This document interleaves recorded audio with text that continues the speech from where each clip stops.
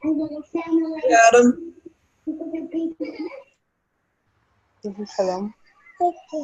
Okay. So you're still wearing the purple. Well, There you you- know. Now you're the host. ראית אותו? מי זה? Yeah, now we made it. Thanks, Greg. זה בחרת אותו? How's it going, everyone? Nice to see you again. It's been a couple months. Was Josh, Adam, do you know each other from Minneapolis? No, I'm talking about you. I met you in Minneapolis. Yeah, I know, but Josh is also on the call, so I'm asking if Josh. No, Josh, I have yet to make the pleasure. What's happening, baby? Hello there, everyone. Why is Josh always in his car? And no blinds on the car. That's the real question. How come My you're? wife doesn't let me come home. You got an air mattress in the back?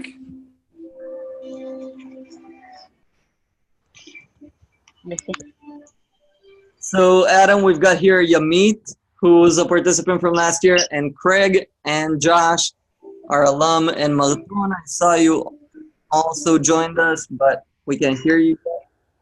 Noah is also here. There you are. Look at you up high. Nice, man. Chag Sameach, everyone. Really nice Sukkah. וואו. אתה לראות סוכה? Chag Sameach from Budapest, guys.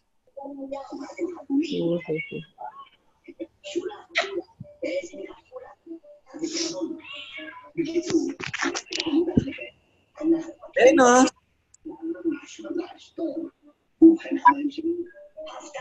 Vered is with us. We're gonna wait a few more minutes.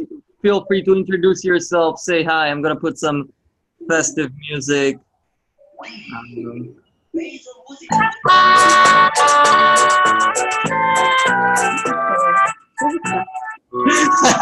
Craig, you're feeling it.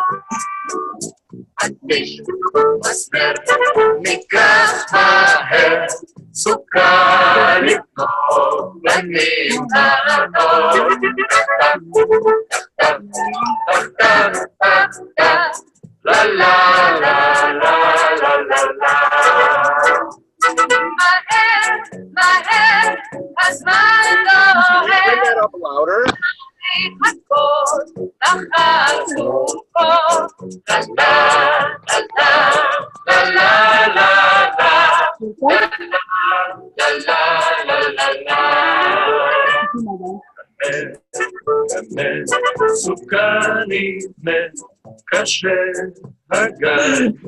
Josh, you're feeling it. Now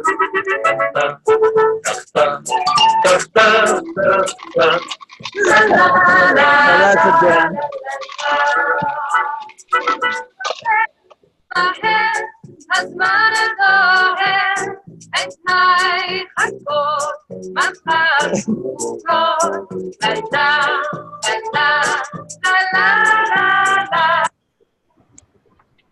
la la la la. You're welcome. Sige pa, talaga. Sige pa. Bye, mo baby. Bye. Odd bomb. More. You got it.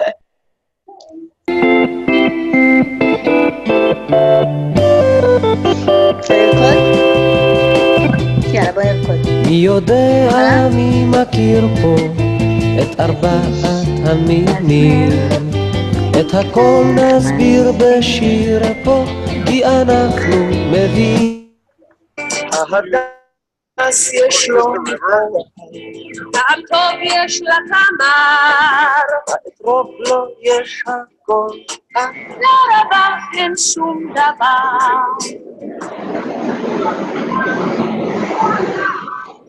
או שניהם או שום דבר. Marton, are you ready to start soon? Hey, Deborah. What do you sing, Lionel? או שניהם או שום דבר. I'm asking Marton if you're ready to share in a few minutes. Sure. Do I have to dance as well to the music or You must. only singing? Oh, I must. Okay. I only joined this call to see you dance. Brenda, We where are have you? high expectations. I believe in you. I can't. I'm in my beautiful sukkah in Beit Shemesh. Beit Shemesh? Yeah, isn't that beautiful sukkah? Look at check that out. Check Yeah. that. We want the grand tour. Got a whole nursery in here. I raided the nursery. Got a lot of plants. Nice. It's my own Amazing. Gan Eden. Really nice. Thanks. Adam, where are you? I'm in my office in Minnesota. Oh, So it's not nowhere near as fun as the Sukkah party, but that's okay. nah, but you got a whole like dart game going on behind you. Yeah, you can call it a Sukkah. It's, 4 walls. There's no roof. Nice. I love the tie. Tודה רבה. Adam, where do you work? I work for a company called Emerson that does. Sorry, I'm trying to my computer, whatever. I work. Oh, hello, Gabrielle. That does automation stuff, and I Which live in campus? Eden Prairie. Yeah, we just did a bunch of blinds for you. Oh, very kind of you. You should have stopped by and said hi. Next time I'll come to your cubicle. Where's my blinds, Now you've Josh? seen it. I don't ship to Florida. You never Hey. said the down payment. You never said the down payment. Nice. Where's the music? I want the music. Put the music back on.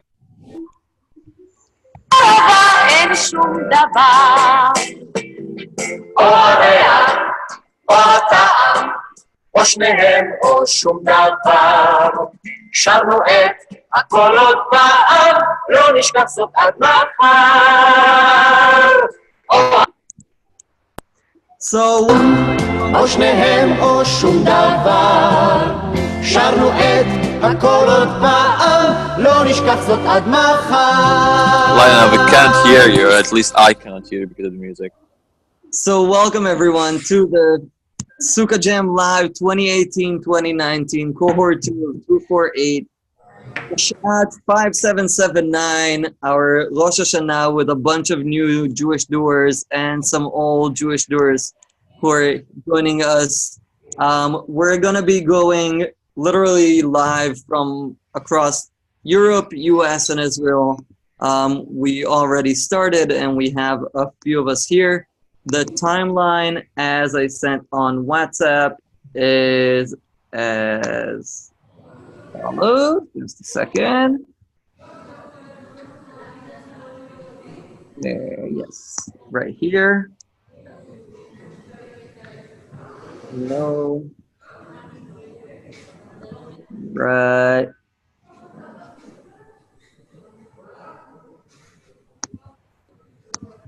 Let's do this.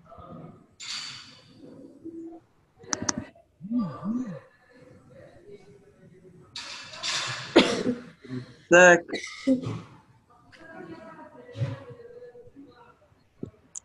So we're gonna start in Budapest with Marathon. Go to Shosh, which I believe is from Emek HaMayanot or Ramat HaGolan. Gabriela, help me here. Then we'll be joining Gabriela, who will show us pictures from her sukkah in Nachlaot, Jerusalem. We'll go over to Benji and Migdal Oz. Go to Boris and Tal in Nesher. Go to Minneapolis, Charlie and the Minneapolis crew. Deborah will jam with her musician friends live from New York. We'll go over to Benny, who's going to share some challenges, hopefully, of doing and previous experiences. Muru is supposed to join us from Spain, if I'm not mistaken, or Ethiopia, might be not sure on there. Shiri will join us, and then Dani, Gideon from Jerusalem, and then I will show some recordings. This schedule, as we're live, might get a little scrambled, and this is what the fun is, and we have recordings from Broward County, we have recordings from Rehovot, we have other pictures from Budapest as well, but I'm happy to have you all here. Thank you very much for joining us. Are you ready to start? What's the matter, everyone? So let's start off with Marton in Budapest. Marton, are you ready? Yeah, I am ready, guys. Hi. We're gonna walk around the sukkah. It's a pretty small one, and as you can see, that the height is not it's not a giant one, or I'm just a giant here.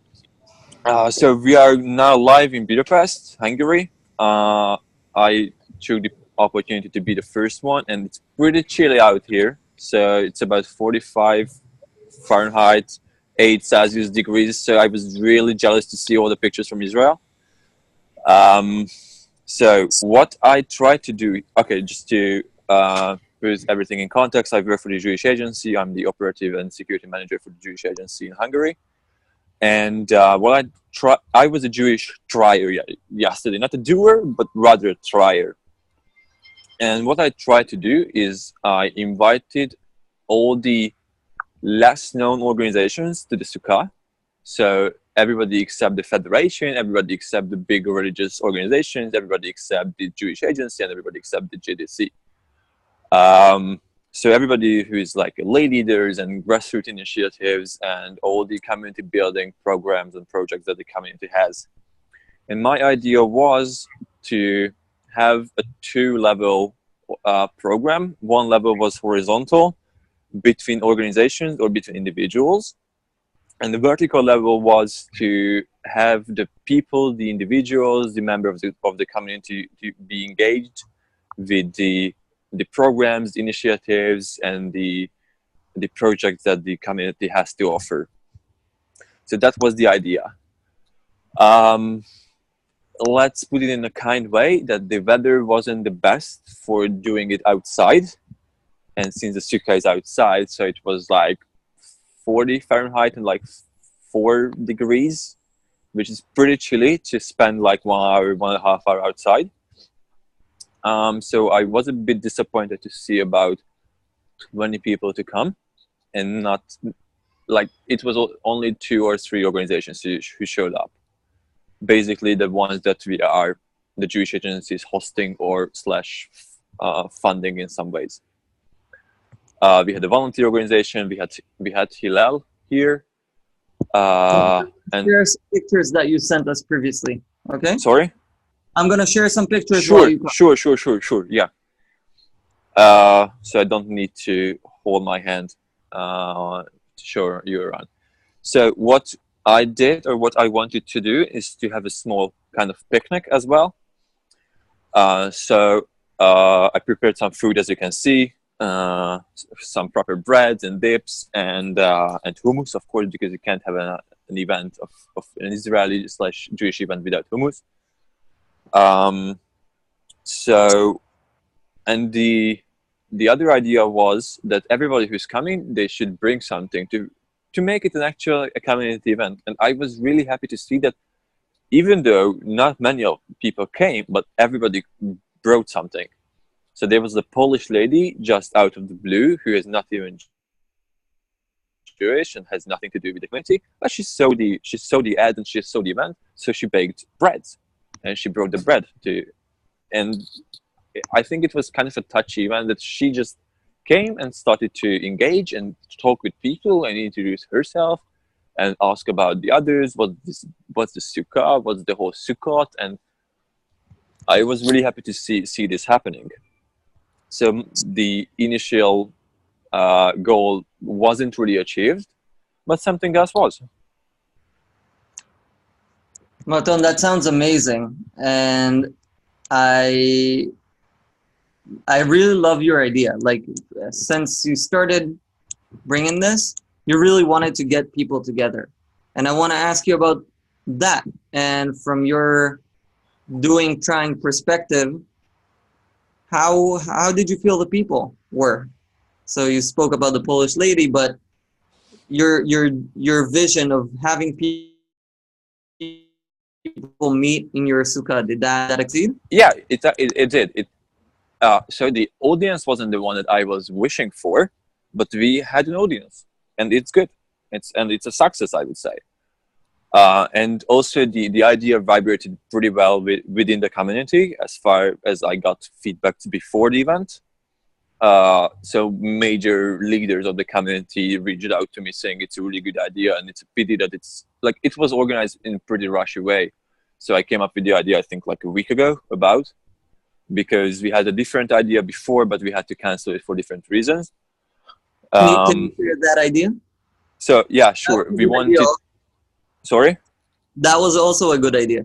Yeah, but it didn't turn out to be a great one. So we wanted to show Fauda, the Israeli series, in the Sukkah, to have a screening of, let's say, 2 episodes for one night and make a series out of it. So let's show the next 2 episodes in 2 weeks and then just go on. And we wanted to have like a community screening in the Sukkah, also with an educational part in which the Jewish agencies youth volunteers would talk about their Jewish identity and what does it mean for them to be Jewish and how to engage with Jewish youth volunteers in Budapest.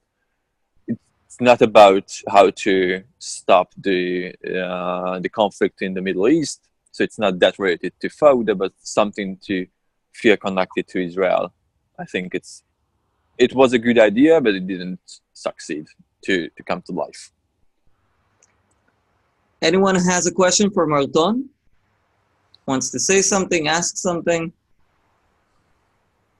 I just think the idea is so good that it's kind of, there's something continuous, you know?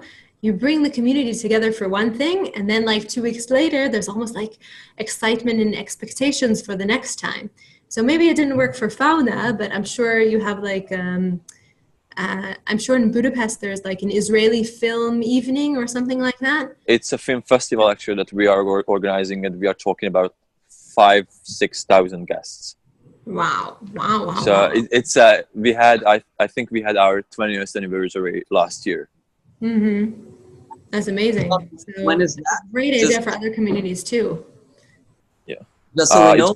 It's gonna be I think from the 30th of November, so the first week of is during Hanukkah, I think. So That's the awesome. first week of December, yeah. If anyone wants to meet in Budapest, I'm sure Marathon is happy to high five us and show us around. Yeah, and I to think get you tickets as Is well. offering to come, and I'm not sure if she's coming with the kids or not, but we'll figure it out. No, she said Usually, we have cartoons as well. So our audience is from 0 to 100, 120 years old. So if you come to the film festival, then you have something to watch for sure. That's really great. Marathon, is there something that you feel like you've learned doing this, or some insight that you want to share? And then just following up on Gabriela's comment that we do a Yom Ha'atzmaut and an Independence Day picnic with, like last year we had 4,500 guests. It's a one-day event. And my idea was kind of the same, to have a community event, and I wanted to build up on this theme, basically, that we had this event in May, so let's try again in September. And also it was mentioned in the description of the event and also in the emails that I sent out, the invitations, that we had a huge success. Let's try again. Let's a bit later, like half a year after. So it's a good idea. I really appreciate the comment.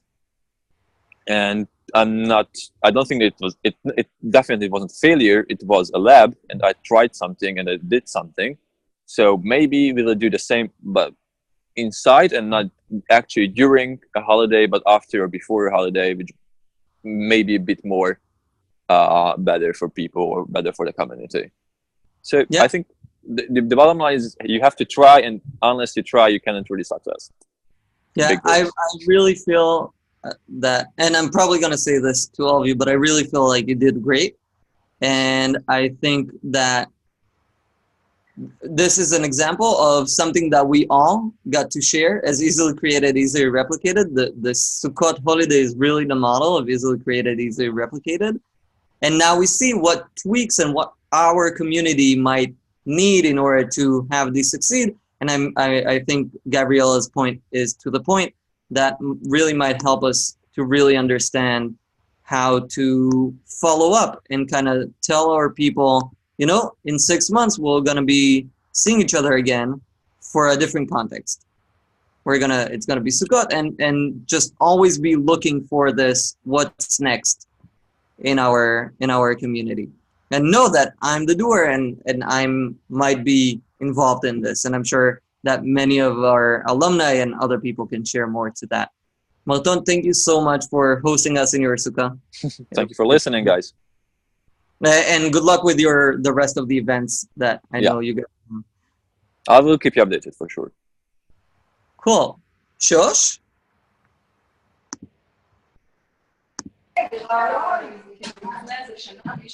Hi. Manishma, how's it going? Hi. We are here in the Golan. We are in Netzah's sukkah. I'll give you a tour of the sukkah. We each brought along our families. Oh wow, that's a big sukkah. And everyone made some food. The food's almost finished. And the children and the families were all here together. Wait, let's turn the camera around 1 second. Yeah. Okay. We're all here together. This is our group here in the Golan. This is so cool. So just say your name again. So we. We're doing a few things. We're having an activity that the children are doing, and we're here together to eat. To know, first of all, to eat, to get to know each other, because we just met face to face last week, 2 weeks ago. Yeah. And we're also going to learn. We have a section of learning together, and it's an opportunity to be together and meet each other and the families. Yes, this is our. That's great. What are you guys going to learn together? What are we learning together? We're doing learning. You're going to be teaching us something? We're going to learn together. Yes, what? We're going to go over a text of Harav Kook. It sounds heavy, but it's not going to be. It's going to be a joint learning of something that I hope everybody will relate to. So we're here together. Yes, let me show you the children's activity. And we have one of the children who volunteered to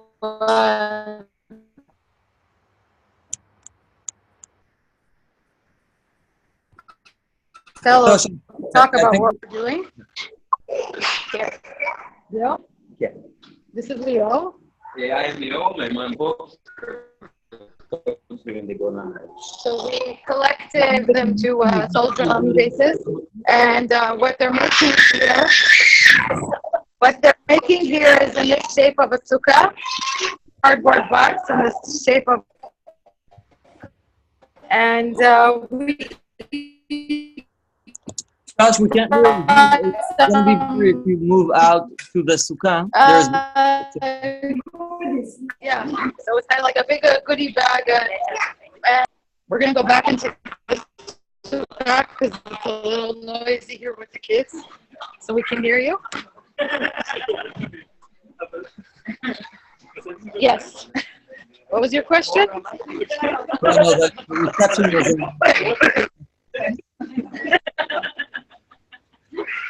So, yes.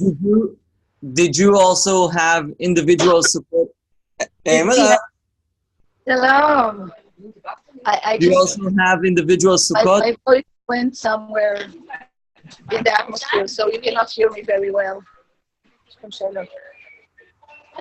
Hi. Hey. Tag Sameach. How did idea to come together. Most delicious food. What else do we need? Nothing. Great people. Great people. And now we also have nice weather. Come to the Golan. Kespo. That's amazing. And whose sukkah is it actually? Neta and Kobe. Neta. Where are you? Where's Neta? Neta part of our group. And she invited us to her sukkah. In which of the settlements? In which shuv is this? Which Yishuv? Ramat Magshimim. Magshimim. Not And- settlement. Community. It's a community. Not settlement.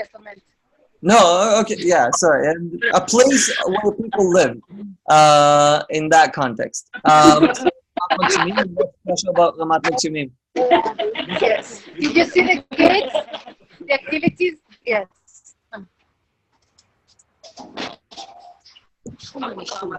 That's great. Thank you very much. This is wonderful. And I'm really glad to see you all together. Guys, for those of you who don't know, Thank you. the Golan Regional Council joined us this year, and it's the first time that a non-P2G is joining the 248 Community Action Network. And we're really pleased to have the Golan Regional Council. We're going to be visiting them with the Palace Group. And we're really excited. It's for us in Israel, this is more of a place where people to come together really need to make an effort. It's not as easy as other places. I'm assuming that Rehovot might, scheduling-wise, be a little more difficult, but widespread-wise, it's not as widespread. It's a city. And Ramat Golan, the Golan, is really We live in different communities all throughout. where, if I'm not mistaken, 1 hour, yeah, 1 hour, yes. We're all spread out. And we even had them in the Golan Heights. We did believe it. Just in Sukkot, it's happened. Yeah. what happened? We had a traffic jam in the Golan getting here. Congratulations. The whole country comes on Sukkot. Yeah, So, the one time we so it's really nice to see the Golan team getting together.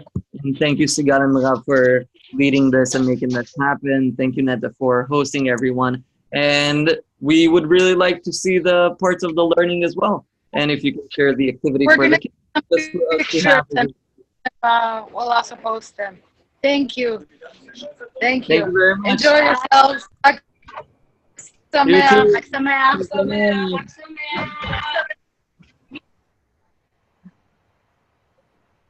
Okay. Hey, Benji. Hey, Frat. Who else is new to the call? I saw Liron before. And Josh, you know where the pizza is. Southern Tel Aviv or any other day last year. So we're going to move on to Gabriela, who's going to share some pictures and videos and some idea behind a very special sukkah they've done in our neighborhood of Nachlaot in Jerusalem. Okay, so I'm simultaneously going to plug my computer in because it just gave me the notice that I'm running out of battery. In the meantime, I'll tell you that we did Sheva Brachot, which Sheva Brachot is like for a week after a couple gets married. Each night they have like dinner with people who weren't there at the wedding. And since the Sheva Brachot that we did is for a new couple in our building. We're a building of 4 couples that we're all young but we're so busy. We're always working, or we have our own friends, and so it's very hard for us to get together. But we wanted to do something nice for the new couple who just came in. And since we weren't at the wedding because we didn't know them, we invited them for a Sheva Brachot, and we brought both a couple of their friends and a couple of our friends, and we were there as neighbors. And each one of us brought some type of food to eat. So now I'm going to share my screen so you can see my amazing, healthy avocado pancakes. Yes, they're from avocado. Avocado pink? What? That's amazing. There are. So this is me that same night, Gideon Ven, and I'm trying to switch to the next one. I need to move this, one moment. Here we go. So you'll see now the next video. I don't know if you can hear it. Raise the volume.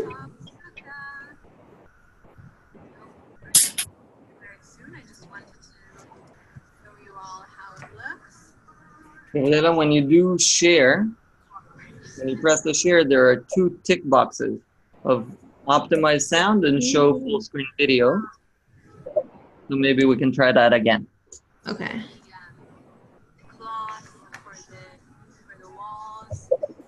Okay, let me do that again. No problem.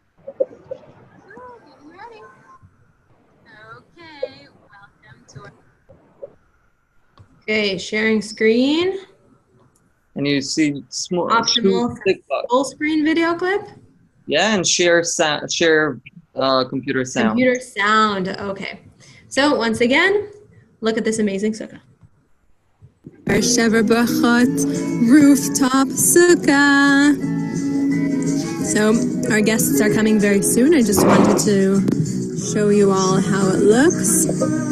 This was definitely a cooperation between all of the neighbors.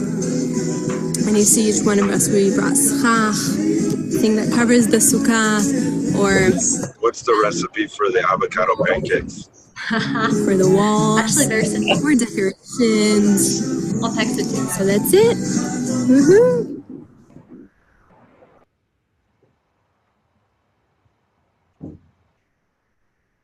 I'm glad someone else asked about the avocado pancakes because...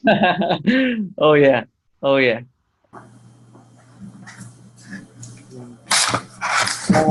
I think Gabriela, we lost Gabriela for a moment, but she's going to be back with us. I'm going to share another video that she sent, and she'll get to explain it once back. So this, and we'll take a second.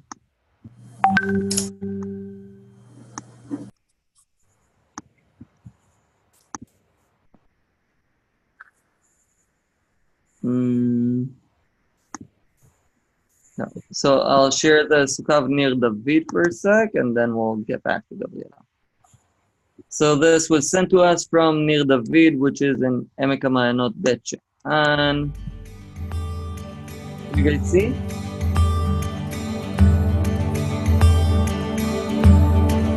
I'll start from the beginning with full volume and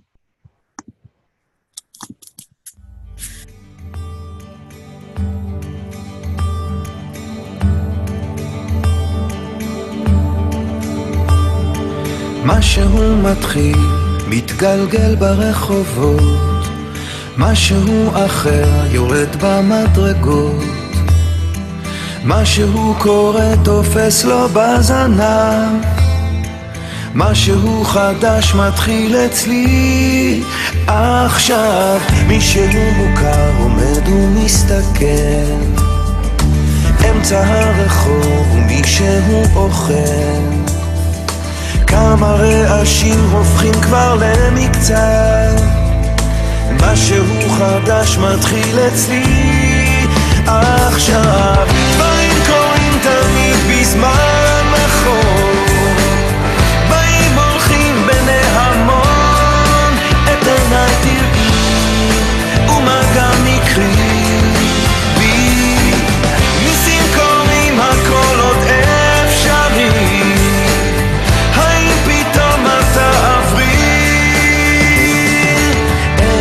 יורד לעיר העסוקה, חושך מתגנב מולית שם מחכה, חתול רחוב קטן גובע ברעב, משהו חדש מתחיל אצלי. שמח 2-4.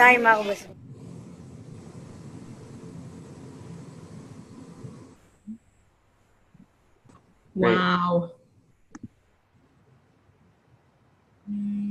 Yeah, so that was sent to us from Nir David. If I'm not mistaken, Danny sent it, but let me make sure. In the meantime, Gav, take it away. Danny. Danny Friedman. Yeah. Okay. Back to screen sharing, this time with battery. So, where am I? Okay. So I showed you the sukkah before, and this is the sukkah with all of these people also in it. Optimizing. Okay, so the next one, this one you saw already. Okay. So these are all the people inside our sukkah. You see this is me, my husband, our two neighbors, and other people. Let's play this one. So you see what's really special. One of us took part. It was a big simcha, a big joyous event. Here are other people, and at this point we started going around and wishing the new couple, nice things, just blessing them on things that we'd like to wish for them. And here our neighbor comes out. A couple of eggs for your cake or milk.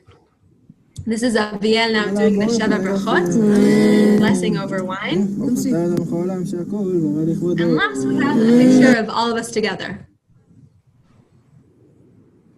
So that's everyone in the sukkah. It was a great event, and it was definitely a warm welcome, I think, for our new neighbors. I mean, even their friends were like, we wish we had neighbors like you. Gav, is there something that you want to share with us, an insight, or I actually have a question. Who came up with the idea of doing Sheva Brachot for the new couple? I did, but without our neighbors, it wouldn't have happened.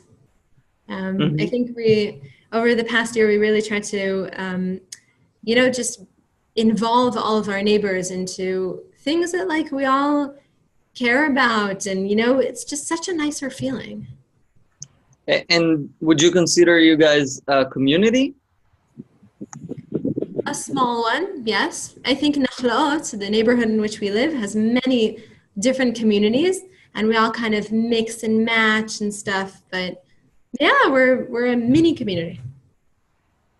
Yeah, it looks like you guys made something really special, and I like how you utilized a common space for y'all, which is the rooftop. Yeah, right.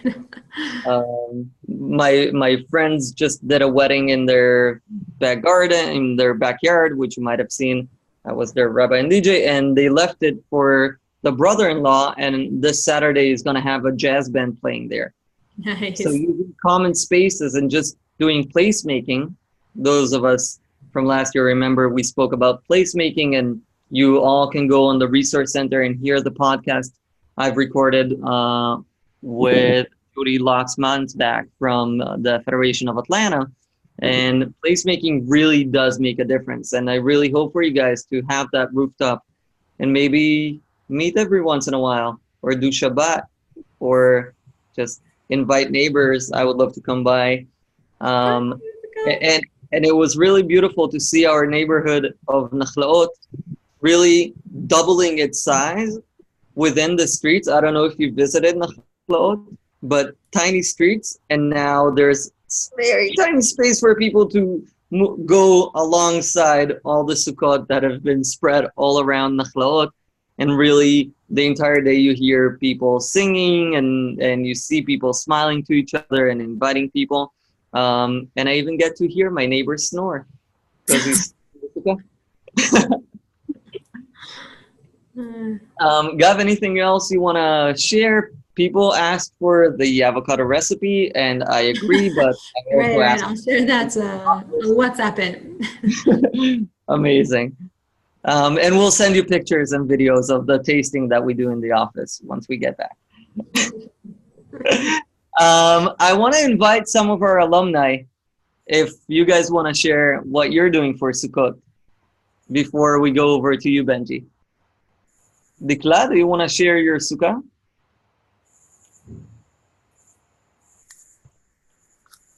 I can share Yara mini Sukkah. Dikla, can you introduce yourself? Did she do it in school, or did you guys do it together? No, she did it alone. Nice, Yara. That's really nice.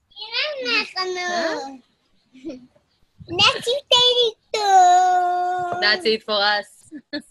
Dikla, can you introduce yourself quickly, if we're already at the occasion? Yes, I'm from Bet Shean and Spring Valley. Wait, I have 2 kids, and they are very, very dear now. And I'm from Kibbutz Kfar Upin. And that's it. And we will see you in our Duathon and our Israel Week. Yes. Dikla is part of a really special group from last year, and they're doing some amazing things, which we're really proud to say that we're inspired by 248. Am I correct by saying that? Your community doers initiative. Yeah, I am. So the guys from Emekamayanoth are doing that, and we're really proud. Thank you, Dikla. Thank you. Benji? Hold on. There you go. Can everyone hear me? Yes. Yeah, good.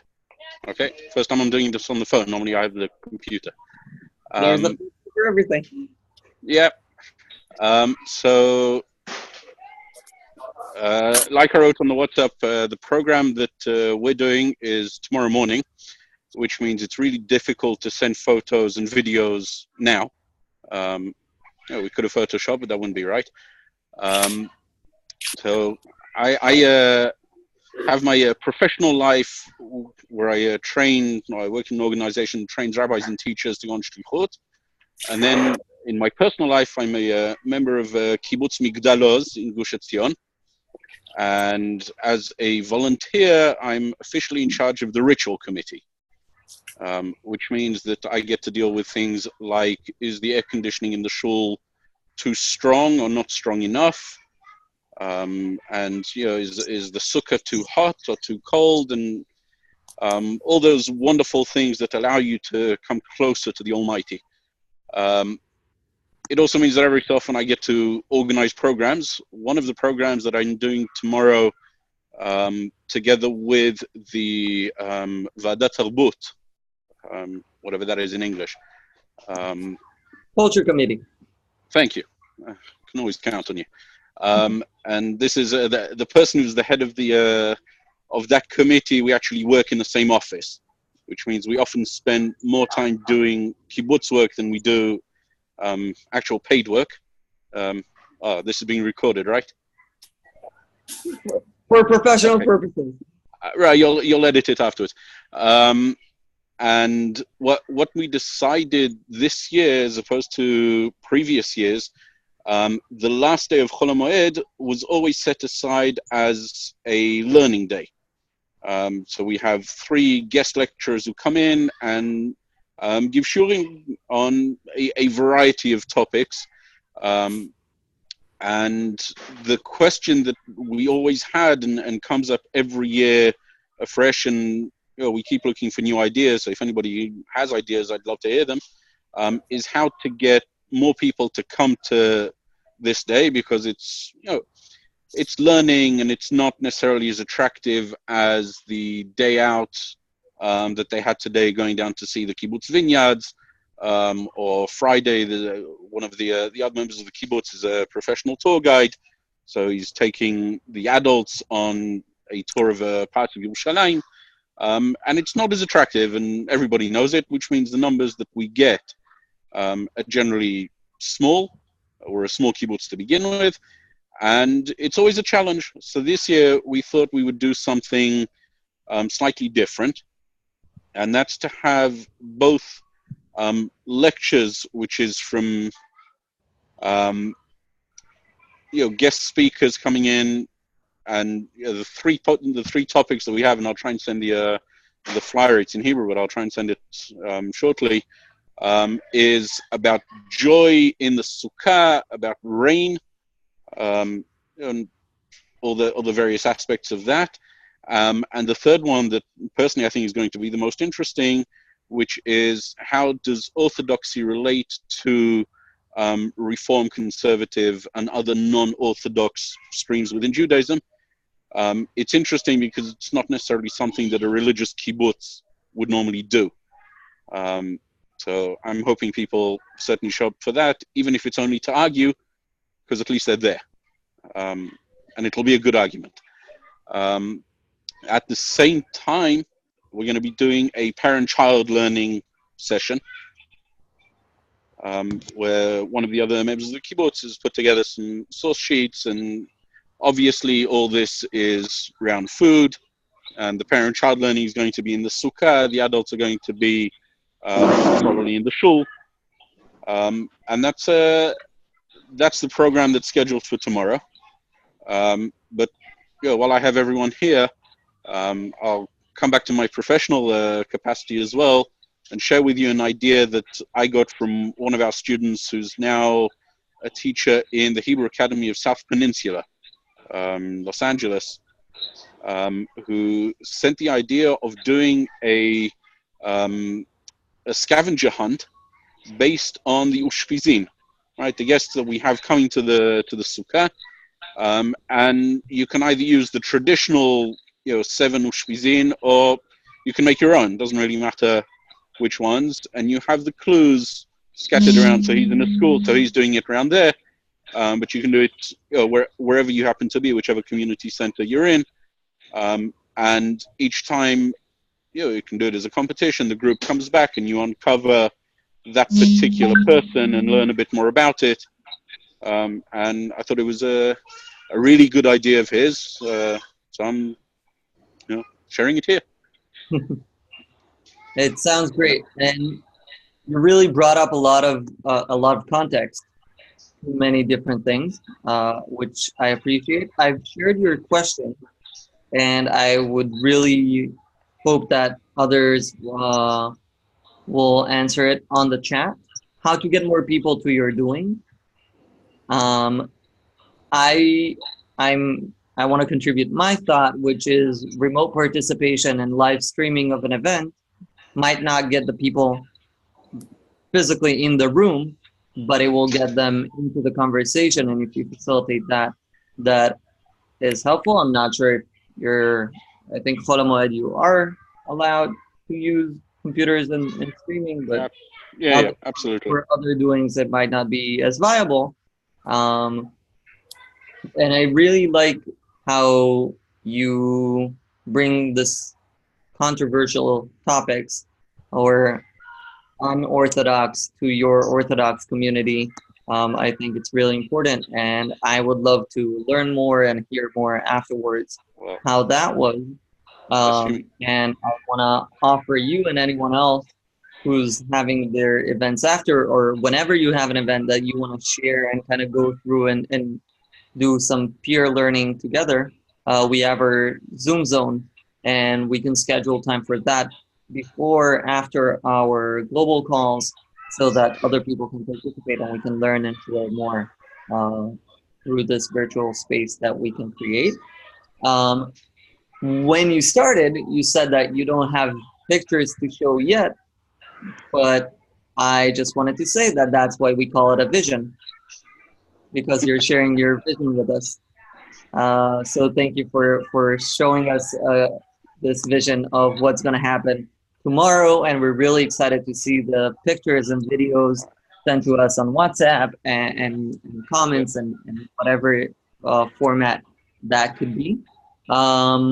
So I'll reserve some questions for the next time, because I also want to invite, as you spoke about Ushpizin, Benny, if that's okay, I wanna go over to you now. If that's okay? Okay, you hear me? Yeah. So Yes, hi, yes. Ben. Yeah. Introduce Hi. yourself, and then What? please introduce yourself first, and then. Okay, yeah, I'm Benny Fritz, and I'm from Rehovot.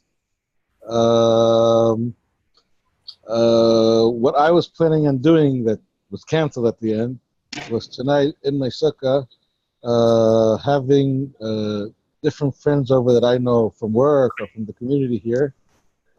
Some Orthodox or Haredi like I am, some non-religious, and some religious Modern Orthodox more, and also a Muslim Arab from Jaffa that I work with, that she was also probably going to come and participate.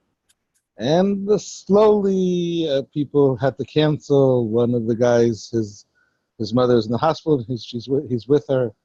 2 women are out of the city, 2 women are working till late, so they couldn't come. So it became that the group wasn't big enough, but we decided that we'll do it sometime else. So we'll do it. We won't give up, because what I wanted to do was to have a discussion, but not like usually have discussions where people talk about a certain issue and try to discuss, agree, disagree, learn about what other people think, and try to see how we could resolve the problems. What we wanted to do this time was actually that each individual bring up the values that he believes in. What values are important to him in his personal life, what values are important to him that the society should have, which values aren't important to him, which is not less important, and just like discuss it, but not discuss it as do we agree or disagree, but like interviewing him to understand and listen to what the other person feels, what the other person thinks, and how the world looks through his values, and have a different type of perspective of not just what I think or agree or disagree with, but just trying to listen and understand the values of the opposite person, or from a different culture, or from a different nation, or from a different religion, or without a religion. And all the friends that were going to participate really were excited about it, so if it didn't work out. I even wrote something in Hebrew, so I'm not going to read it to you, about listening, that, we go out and we're sure that people are judging us and thinking what our ideas are and what we believe in, be the way we look.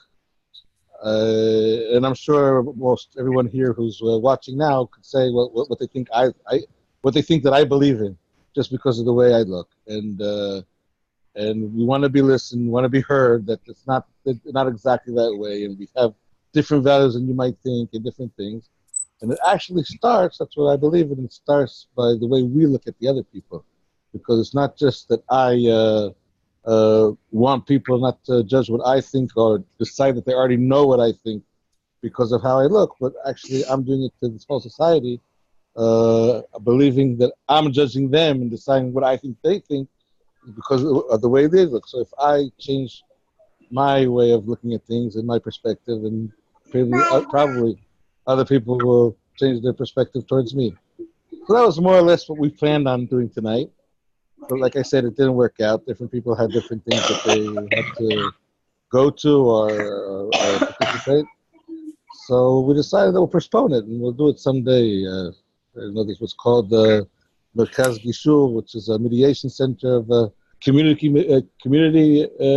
mediation. So since I participate in things that do there, so I thought maybe I'll have their help in doing something, just a plain evening, not in the holiday, and maybe it'll work out better. So that's Benny, basically yeah. Are you sitting in your sukkah right now? I'm sitting in my sukkah, yeah. Do you mind showing it to us? Rotating. Well, yeah, it's not very big because it's actually our balcony in our house. But let's see if you see that this is like have a little bit of decorations on the side of the walls. We even have a little air conditioner here. See, I'm not really seeing what I'm showing you. Not too shabby.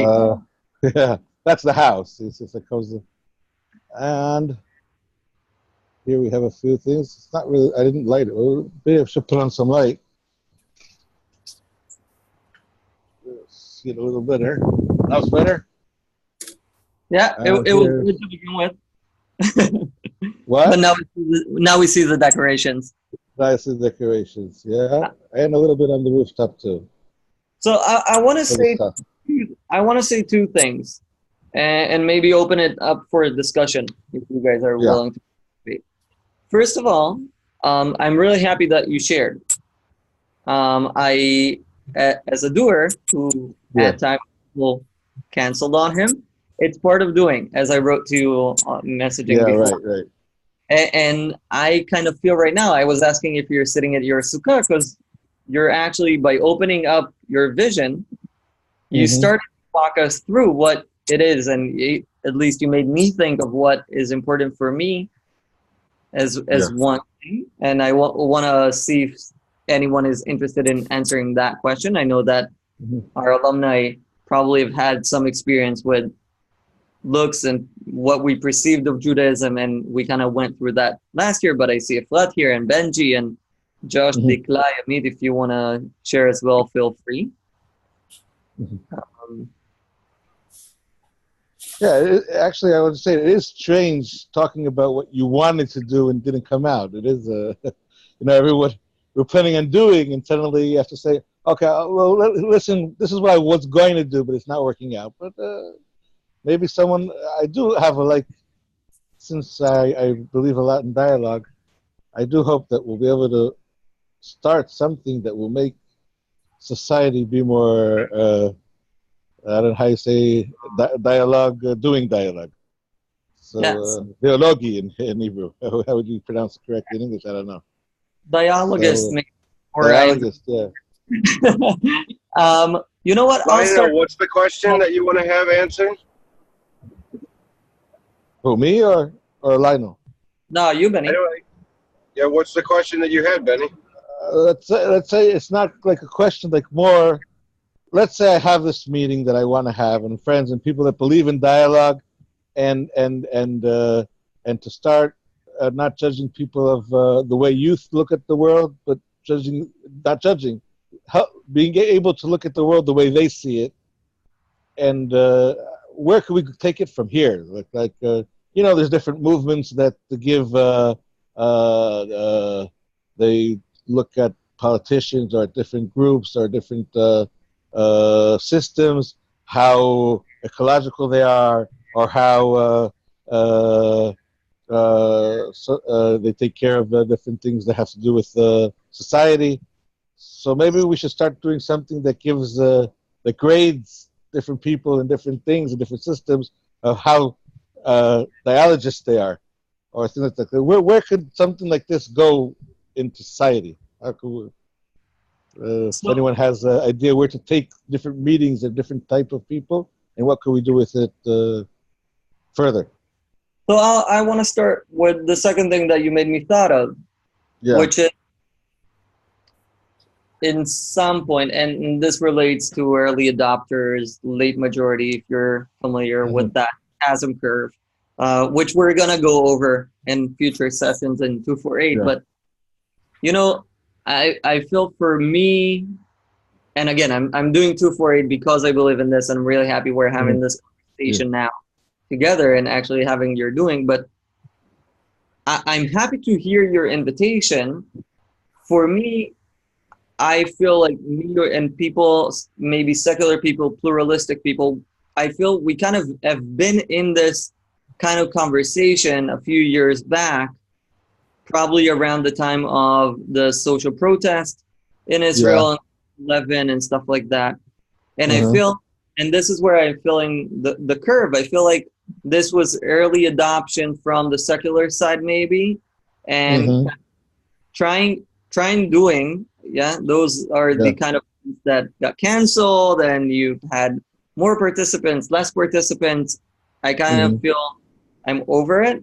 But now hearing your invitation, I'm excited because now I'm not leading the doing, but I'm being invited by you, and you are the relevant side, as I feel, because now I can come and really meet you on your terms, in your invitation, in your leadership, and try and bring back the current and the movement from the other side, or even creating our new side, which is this 248. Let's meet. Let's look beyond looks and have this conversation. Mm-hmm.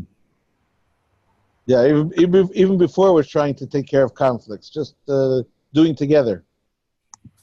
Yeah, because that's if I understood what you meant. Like, I think it almost seems like it would be worth it to find things that, if the issues are that you're worried about people looking at you and judging you in a certain way, I would almost say find actions to do that it doesn't matter what you look like to do them, like a sukkah hop, like go have a meal together, go volunteer at a certain thing together.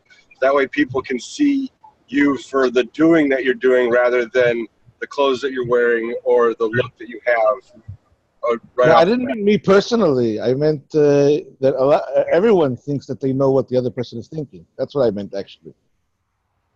Not just me personally feel that people are judging me wrong. I meant, but still, it could be something that you are doing to, like, you could be judging someone else in a certain way. I would say try to find activities where the participants of the activities aren't focusing on what they look like and presumed beliefs. Just get right to the doing of it all, and the presumed beliefs take away.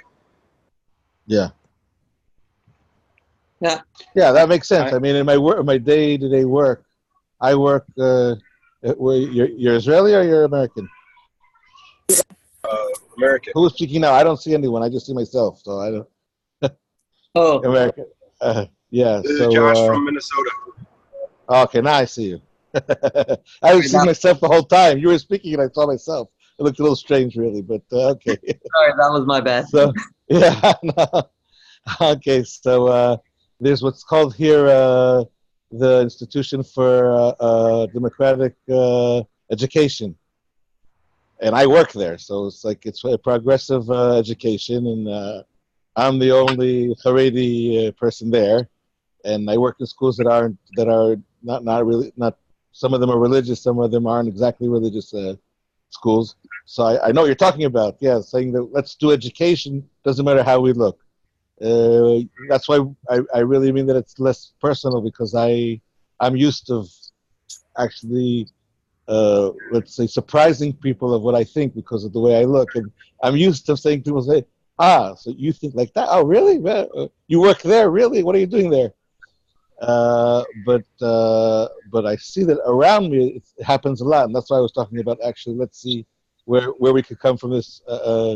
And I'm putting myself in, including myself, because I know that everyone does it here or there in different things. I mean, it's not just religious and non-religious people. It's also different social economy, people who live in a more high society class. They think more in a certain way, and people who live other places think differently. It's like we do it all the time. So that's why I'm including myself also. But actually, I'm talking about the society. And I know that, like you said, Lionel, that when all the protesting started a few years ago, that there was talk about let's try to be more dialogue, but it didn't go anywhere. I think I don't know why. I think it died down a little bit. Maybe So just keep this in mind, right? How many people are on this call, Lionel? You have people all over Israel. You got people in Minnesota. You have people all over the world right now listening to your message and listening to your idea that, hey, let's drop what we see with our eyes and start to listen with our ears. That like literally, I'm driving around Minnesota, like on my way to do sales calls, and other people are all over the world. You're sitting in a sukkah in Israel.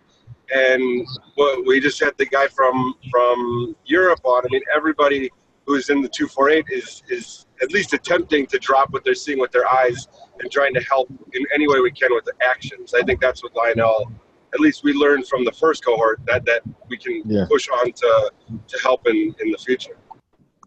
Definitely. I totally agree with you, Josh, and look forward to seeing how this snowball rolls. Benji, I have a question for you. As you mentioned, tomorrow's learning. I'm a member of the Muslim Jewish Conference, And many times we are aware that the Muslims need time for the Muslims to talk within the Muslim community, and the Jews need the time to talk within the Jewish community.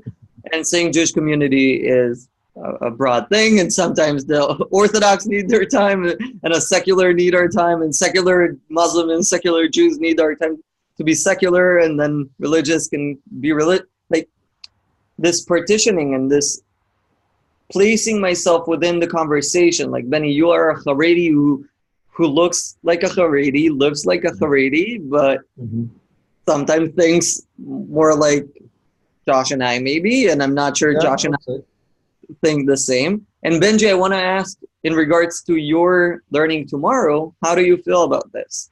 Do you think, like, could we have stopped by and join your day?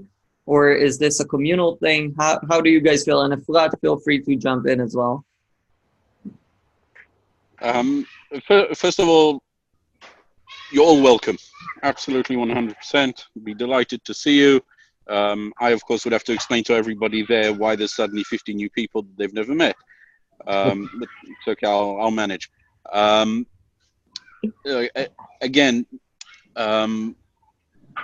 being a kibbutz, it's a bit of a closed society, which means that a lot of the things that we do among ourselves without necessarily looking outside, right? And that's looking outside even within the modern Orthodox religious Zionist world that we officially belong to. So I don't think that there's an active decision that was made to invite or uninvite or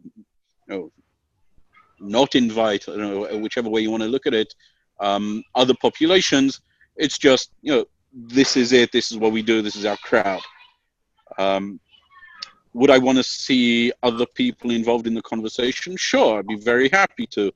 It's one of the reasons I'm actually excited about the class tomorrow on the non-Orthodox sectors within Judaism, because I think it'll be a fantastic eye-opener for the members of the kibbutz who have never come across it. Right? They'll sometimes use how do I say this nicely? There have been decisions that I've taken in my capacity as the head of the ritual committee that have led to others calling me reform, which sometimes I'll even take as a compliment. But I think that's because I have a better idea of what's happening in the big Jewish world. And I nearly sat him down for, let's start with a history lesson and then go into theology and so on. To expand maybe on what Josh was saying, I think one of the ways to have the conversation and to move things forward is not to do it through religion, and not to discuss different approaches to Judaism, and not to discuss how you keep things and how you don't keep things, and do you change or don't you change. It's finding the elements and different ways that are above the religion. I think a fantastic example is Kululam, that I'd love to be able to take credit for, but I can't. And that's something that just has brought hundreds and thousands of people together from all walks of life. Can you share what Kululam is while I'm finding a video? Sure. Kululam is a social movement whose idea is to bring people together through song, where they gather hundreds of people in one location, teach them a song in 3 or 4 parts, and they spend an hour or so practicing it, and then they come together as one group and sing the one song together, record it, share it, and it's a fantastic initiative. I'm gonna share a show. Okay, and as you can see, I'm sitting in the dark in somebody else's sukkah because I've been invited to a barbecue, so I'm gonna leave you shortly. Benji, we wish you a lot of luck tomorrow and good luck with what you're doing. Thank you for joining us. Thank you very much, and Chag Sameach to one and all. So we'll watch a little bit of this clip and then go over to goals in nature.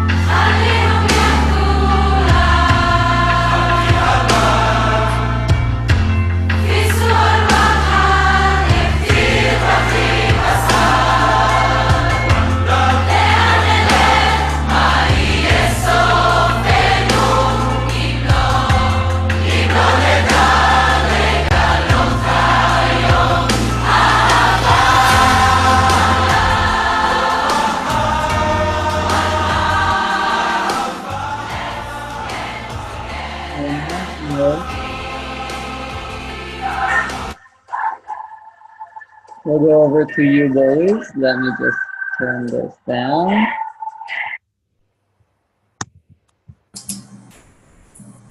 Boris, you want to introduce yourself? Well, why not? Anybody hear me? Can you hear me? Yeah, we okay. can. Yeah, okay, yeah. Good. For some reason, I'm not getting myself I'm not getting feedback on the headphones, so I don't know if you can hear me. We can. We can hear you. Great. Okay, so I'm Boris. I'm here tonight also on behalf of Tal Rosenthal. She couldn't participate, and basically we made our Sukkah Jam challenge together yesterday, so I'm also on behalf of her.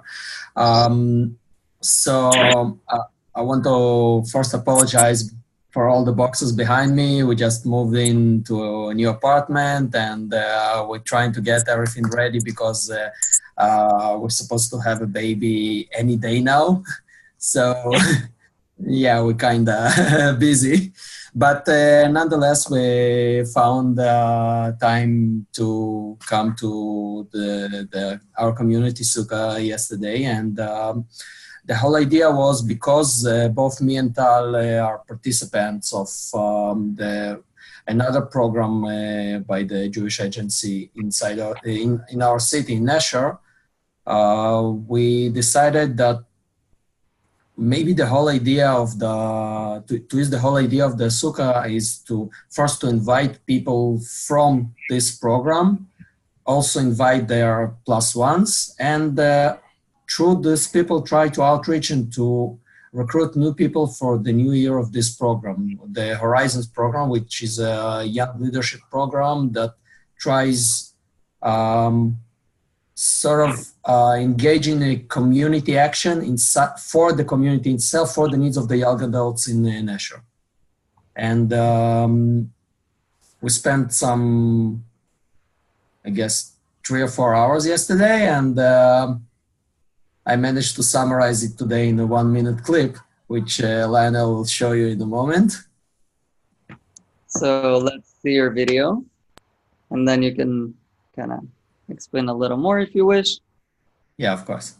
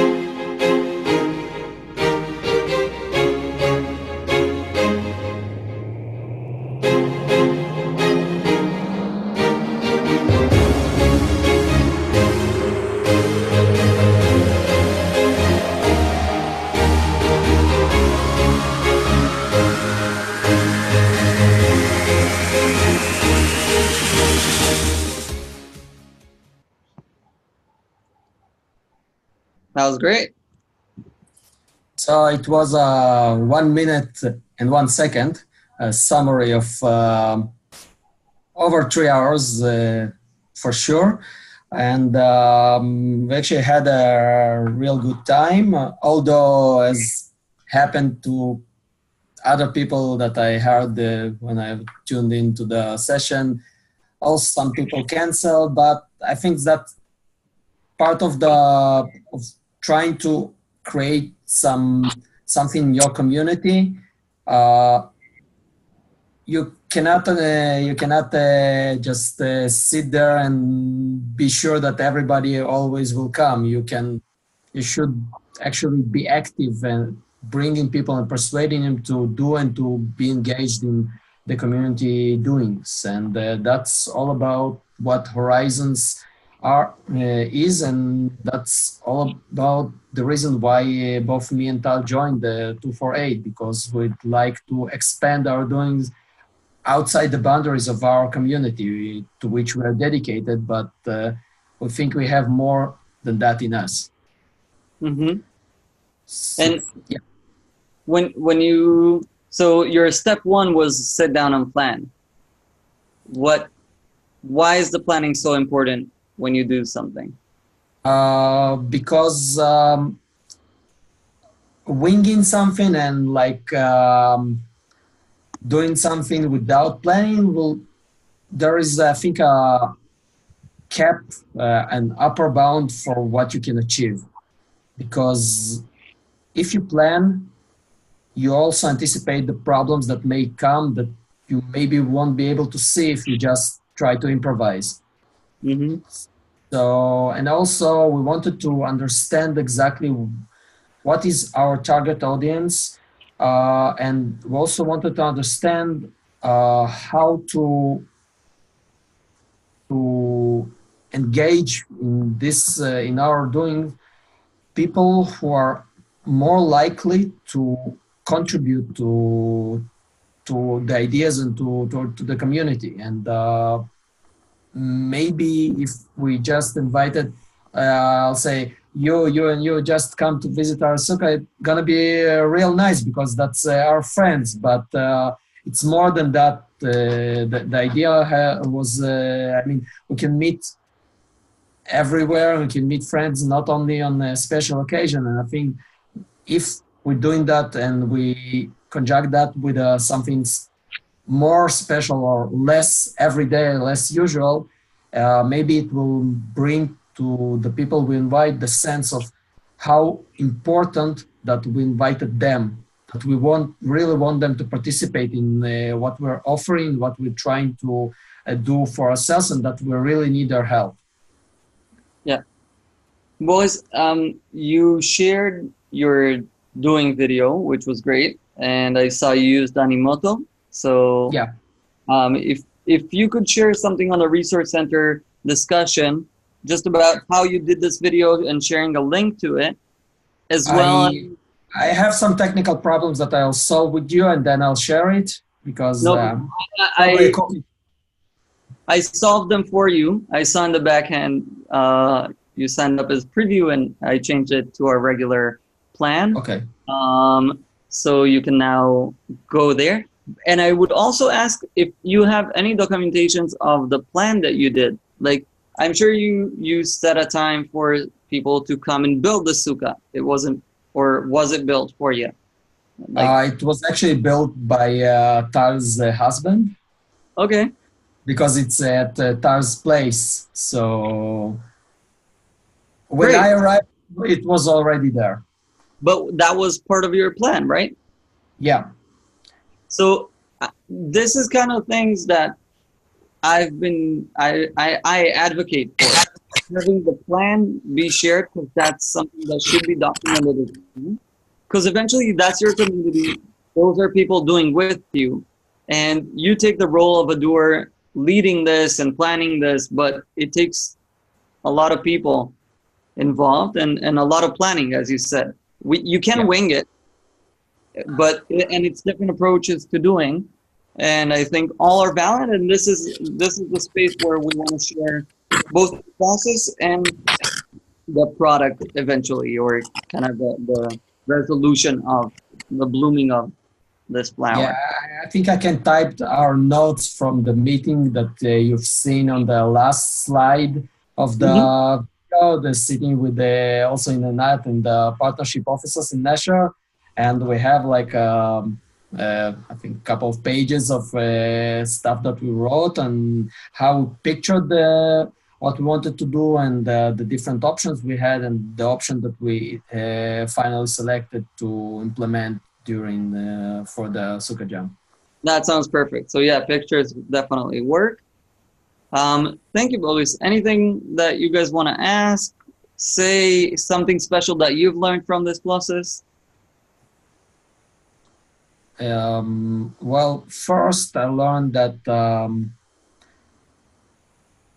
organizing an event and then just sitting there can be real stressful because you're sitting there and you're the organizer, you're the first person, and you're sitting there and then you look at Tal and Tal looks at you and you both have that feeling that okay, we get in the kites of Shelavia moment here, and then everybody shows up and you're finally not stressed anymore.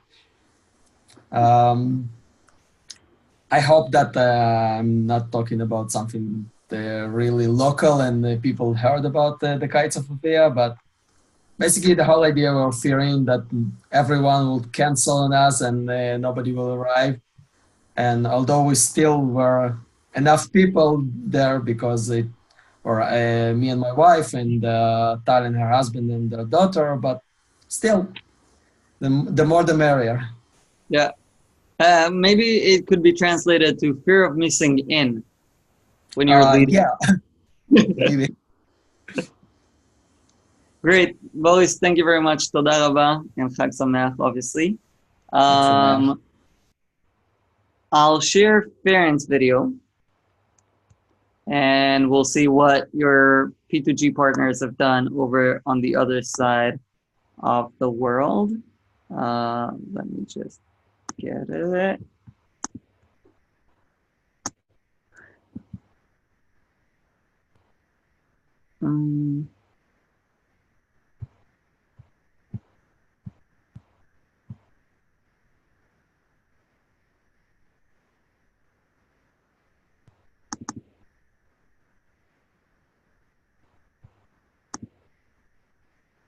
No. Wait. In a few minutes, we'll go live to Deborah in New York and enjoy some music. And I'm still hoping that the Minneapolis crew will join us at some point. But in the meantime, alumni, do you want to share anything? Have you done anything interesting for?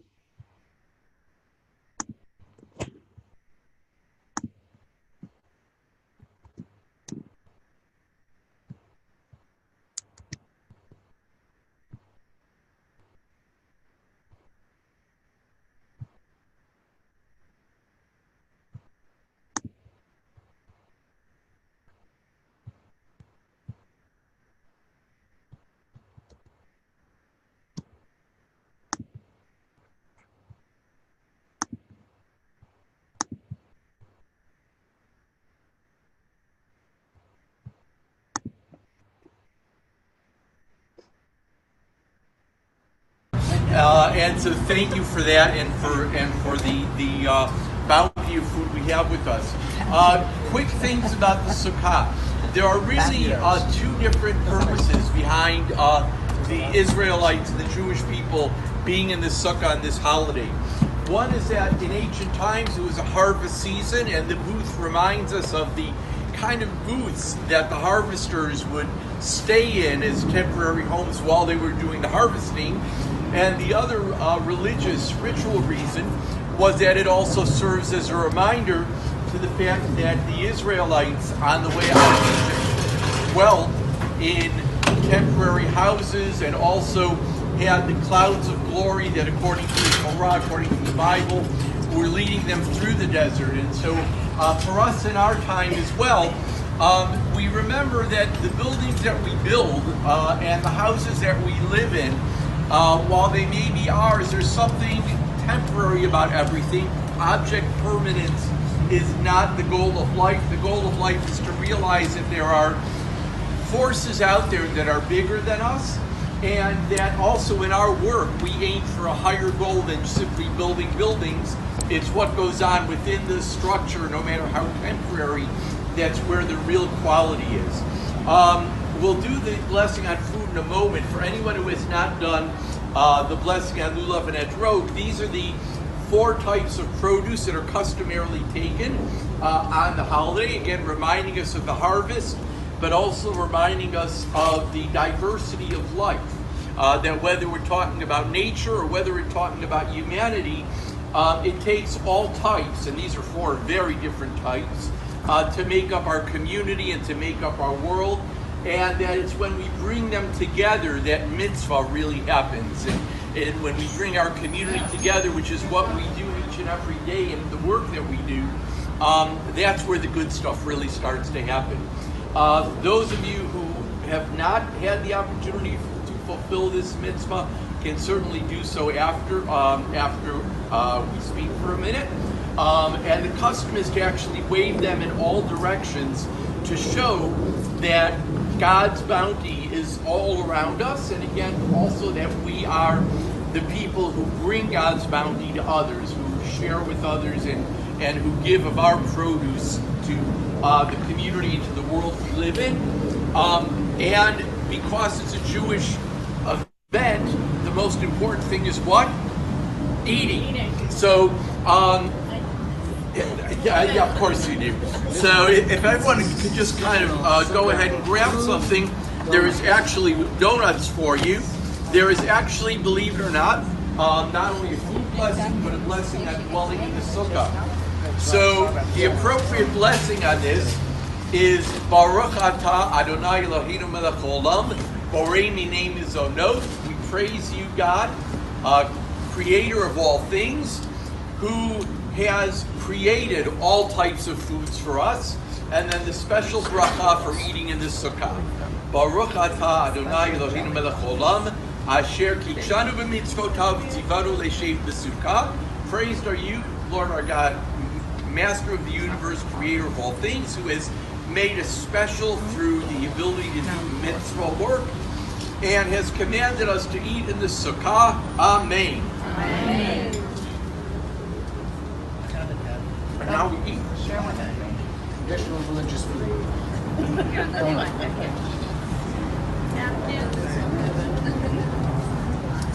Are you still? So those were our friends and partners at Broward County who were having their professional Federation Sukkah. It's really nice to see that and learn and know that we are going to meet these people when we go there for our global summit in May. Einat, hey, do you want to share anything? Boris has just shared about your Sukkah Jam. Do you want to give us your perspective? Yes, it was great yesterday. It was really, really nice and beautiful. The people came in and came out and came in and came out. People changed. It was very, very, very nice. And I loved it. I think it was a great first experience. Oh, the Boris. And we're just getting ready for bedtime. So, Do you have another at home as well? What? I can hear.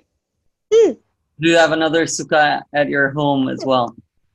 Oh yeah, I have. Well, my parents build the sukkah. We live now in the same property, so we won't gonna build two. So we have one, and we went to one at my aunt's house, and one and I went to the sukkah yesterday. So I'm changing.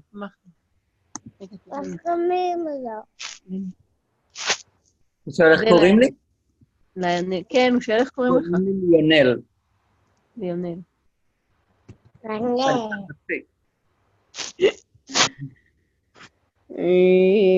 So it was fun. I like Sukkot. It's interesting how people design their space. So in a few minutes, we'll go live to Deborah. I want to share another video that Chagit from Rehovot has shared with us. And I'm going to quickly do a break. And when I come back, we'll go live to New York City. But just before that, here's Chagit. Hi, my name is Hagit, and I'm from Rehovot, Minneapolis Foundation. This is my Sukkah. Start from the beginning and with sound. Hi, my name is Hagit, and I'm from Rehovot, Minneapolis Foundation. This is my Sukkah Jam, and today we're going to visit the Shuk, the market of the Arbat Aminim, and it's all for Sukkot. Let's go. Okay, so this is the market. This is the Sha'araim. It's in the area of Rehovot. No, toda. Thank you. Thank you. We get offered for all kind of things for decorating the Sukkah. We can see the lulav. People are selling the lulav. The four kinds are the lulav, the etrog, arava, and nadas. Nadas is myrtle. It's a myrtle. Okay, so you can see here also. You can see the difference between the sizes, the Yemenite and the regular one. This is. We're gonna get into closer to the decoration of the sukkah. Hagit, why is there a market for this product? Because it's just put everything together. It used to be in shops, and like a few years that I know, they just open it because they sell here also the sukkah, which we're going to see how they build, because people used to build sukkah by hands, by wood and everything, and now because there is not a lot of place and people want to build it in their apartment, you can actually buy a sukkah that it's like come like IKEA shape. And you can just build it in like very fast, all by shapes and sizes and heights.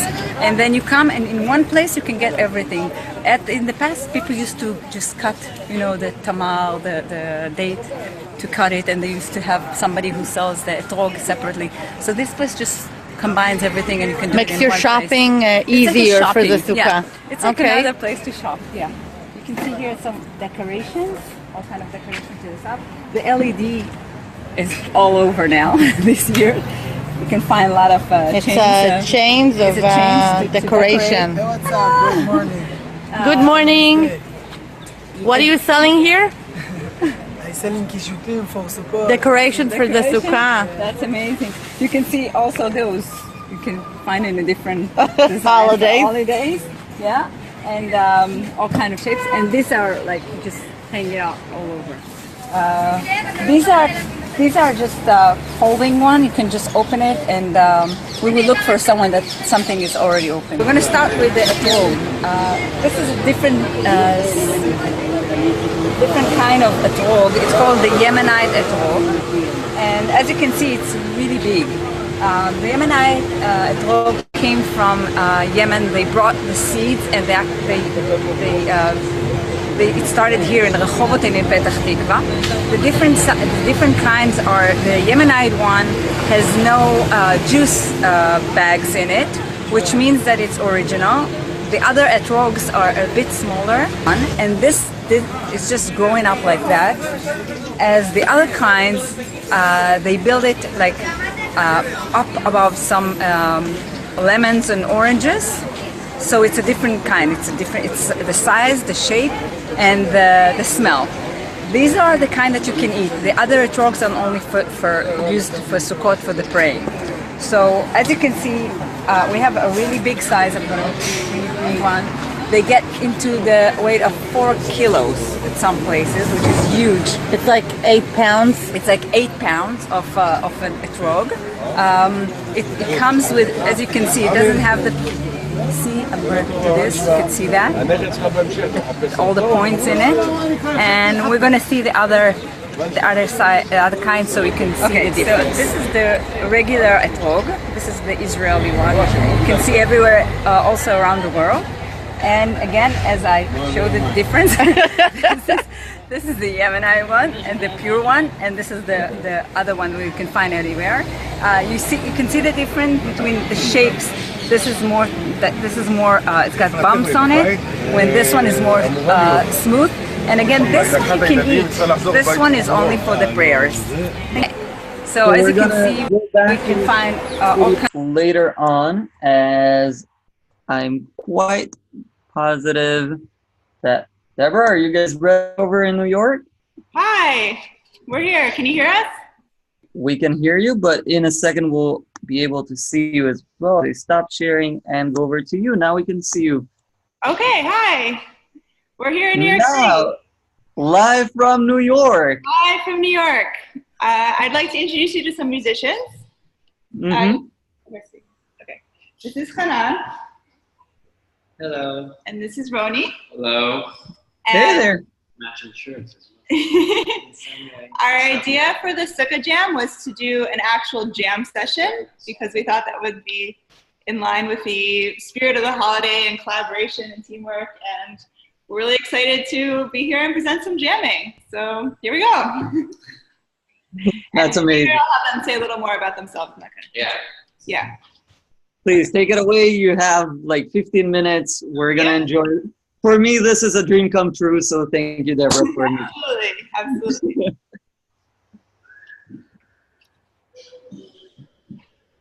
Oh, and I see a looper. What? He sees a looper.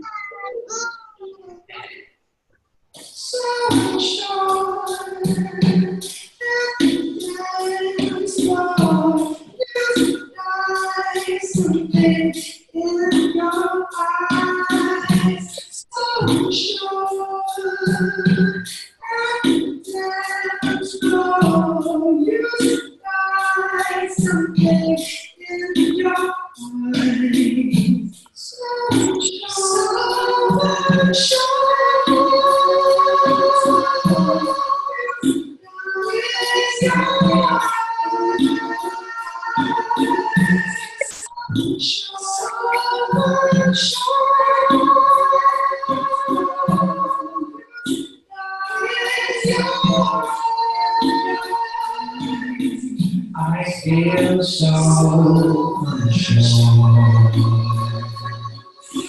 Take your hand and lead to the floor. As the music dies, something in your eyes calls to mind the silver string, and all it said goodbye, goodbye, goodbye. Goodbye, goodbye, goodbye, goodbye, goodbye, goodbye. Never gonna dance again. Guilty, feeling God don't believe them. Though it's easy to pretend, I know you're not a fool. Should've known that I could achieve a friend and waste the chance that I didn't give them. So we're never gonna dance again, but I dance with you. Never gonna dance again. Guilty, guilty, I don't feel. Though it's easy to pretend, I know you're not a fool. Should've known that I could achieve a friend and waste the chance that I didn't give them. So we're never gonna dance again the way I danced with you. Love the way I dance with you. Love the way I dance with you. Love the way I dance with you. Love the way I dance with you. Love the way I dance with you. Love the way I dance with you. Love the way I dance with you. Love the way I dance with you. Darling, can dance with me. The careless ways of mine. There's no comfort in the truth. Say it's all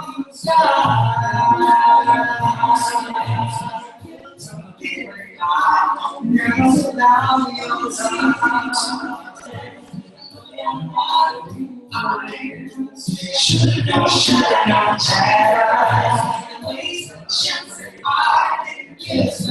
So never go down again without stick.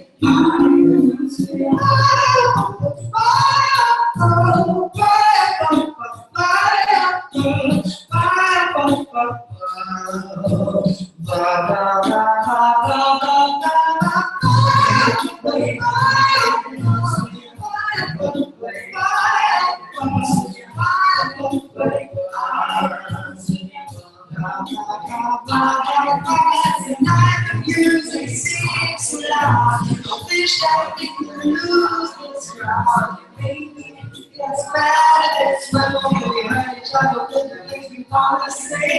You could have been so good together. You should have been sad forever. And love is gonna dance with me. Please stay. Never gonna dance, never gonna dance. Never talk again, say, I'm gonna dance without you.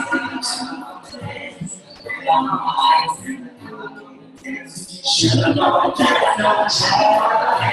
There's no chance that I'm gonna kiss. Never talk again, never gonna dance again. Never gonna dance again. Never gonna dance again. Give us some gift. I don't dance without your tears. I know I'm not you. Should've known that no chance. At least a chance that I can give. So we never gonna dance again. But I'll consider you.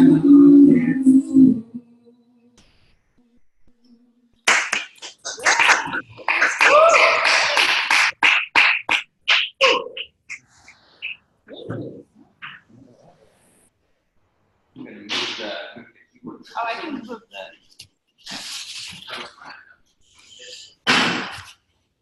Is this like something you guys do regularly?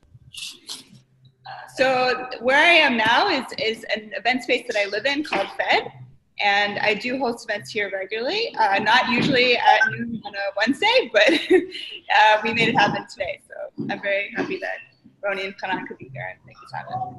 We're really happy too. This is amazing. Good for you guys. We did have a sukkah, but it's very rainy here in New York, and it got destroyed. And so we're doing it down here because we need the electricity. But yeah, that was the origin of the original idea, was to do this in our sukkah upstairs. Yeah, the original idea was sukkah over on this side of the world. I don't think they imagined having a sukkah. Absolutely not. Okay, over to Not the right weather, but this is incredible. And Deborah, I would like for you to share afterwards a little about what you guys did over the high holidays, because that seemed amazing. Happy to. Roni's on.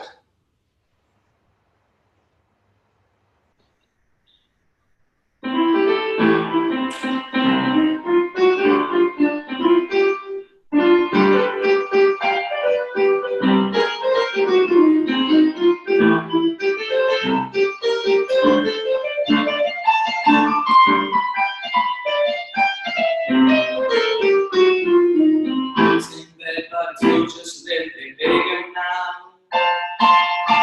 Our song on the radio, but it's not the same. When friends talk about you, the dust just turn me down. My heart breaks a little when I hear your name. It all just sounds right.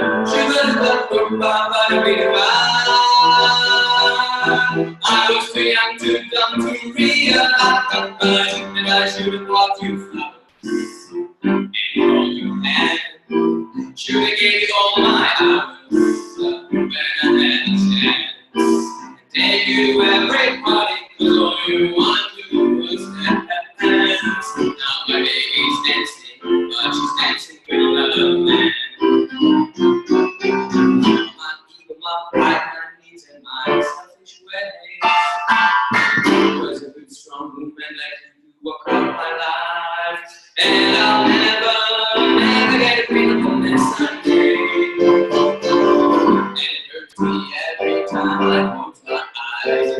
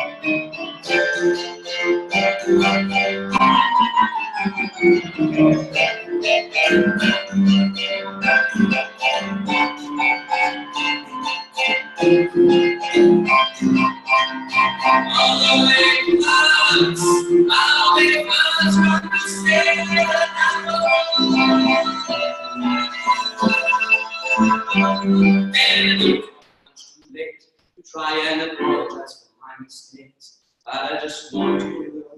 What do I want you to know? I hope that he buys you flowers. I hope he holds your hands. I hope he gives you all his hours. When he had the chance, I hope he takes you away. Honey, I remember how much you love to dance. That's all the things I should have done when I was your man. All the things I should have done when I was your man. All the things I should have done.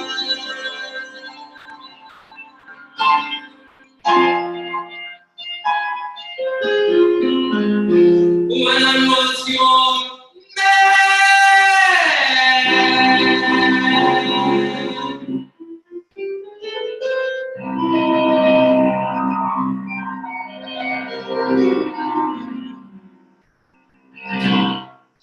Yeah.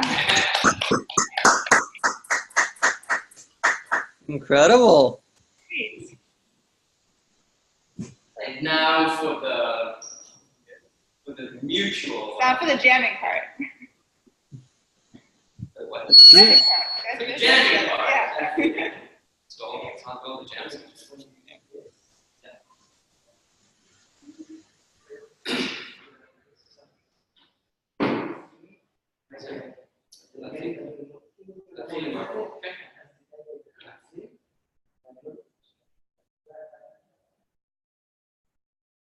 Yeah, okay. Got so many.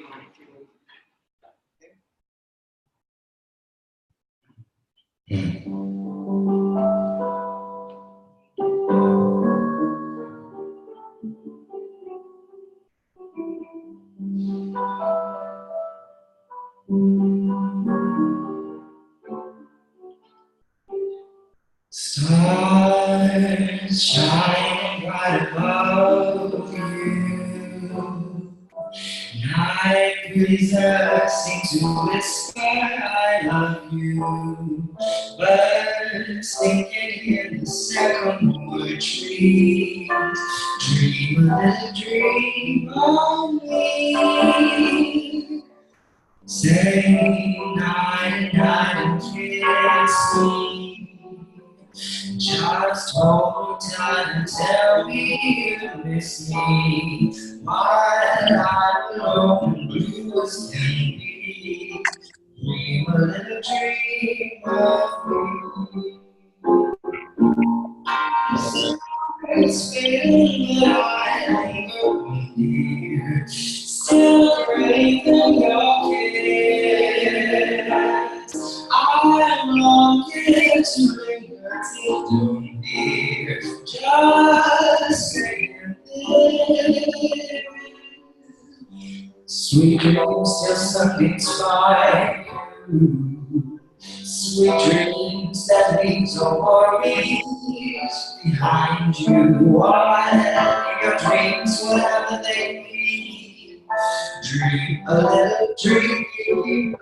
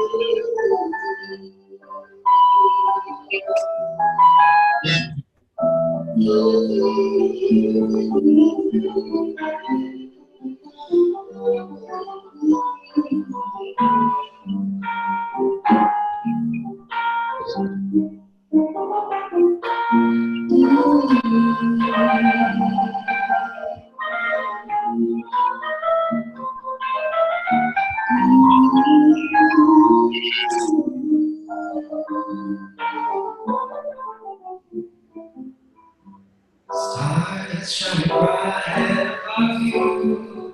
Night breeze seems to whisper, I love you. But in dreams wherever they be, dream on and dream.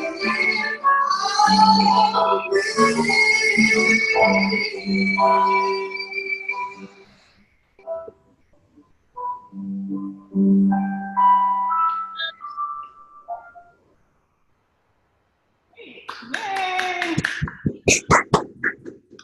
Okay, so now I'll have you introduce yourselves quickly. Yeah. Go right ahead. What? Just maybe say a word about yourself, what you're doing in New York. Well, I'm Hanan, and I'm doing here my master in performance and interactive media art. I'm a singer, as maybe you heard, and and I do a lot of different things with voice, with experimenting with voice and sound and performance art and spaces with sound and a lot of different things that I find interesting. And where are you from originally? Israel. Where in Israel? I used to live in Tel Aviv and in Jerusalem, and my parents are near Jerusalem. Live near. How long have you been in New York? Like 2 months. I'm really new. Cool. Yeah. And with you? What? Hello, I'm Ronnie. Mm-hmm. What's your name? I'm Lionel. What? Lionel or Lionel. Lionel. Where are you from, Lionel? I'm from Israel. I'm currently in Herzliya, but I live in Jerusalem. Recently moving to Karmel Yosef, and I'm the content director of 248. Thank you really for making a dream come true. When we came up with the Sukkah Jam live, our wishful thinking and dreams apparently do come true is to have a live jam. Deborah, can you get in the shot? Yeah, right, I'm over here.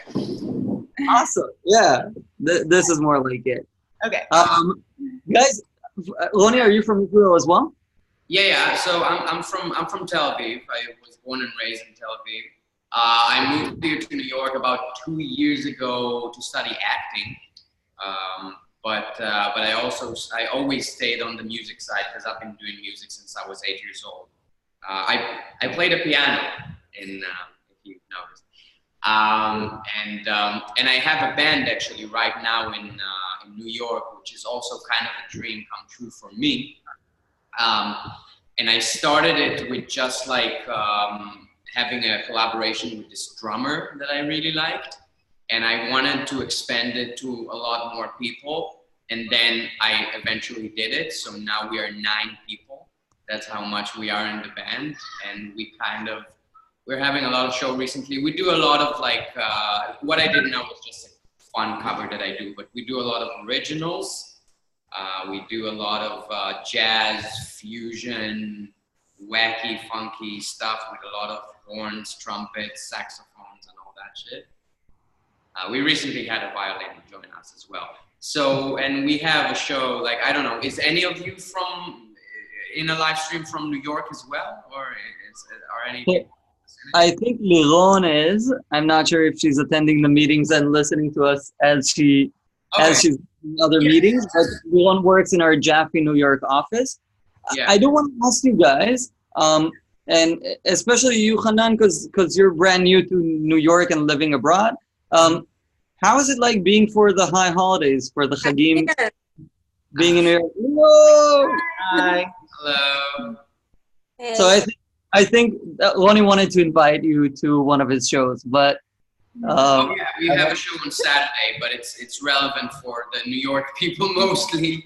Even though I would be honored if you fly all the way from Israel just to see me, it would be like a great honor for me. But whenever someone sponsors our flights, we're happy to come and see most people. Sure, I'll do it. When I have money to sponsor my own flights, I'll do it.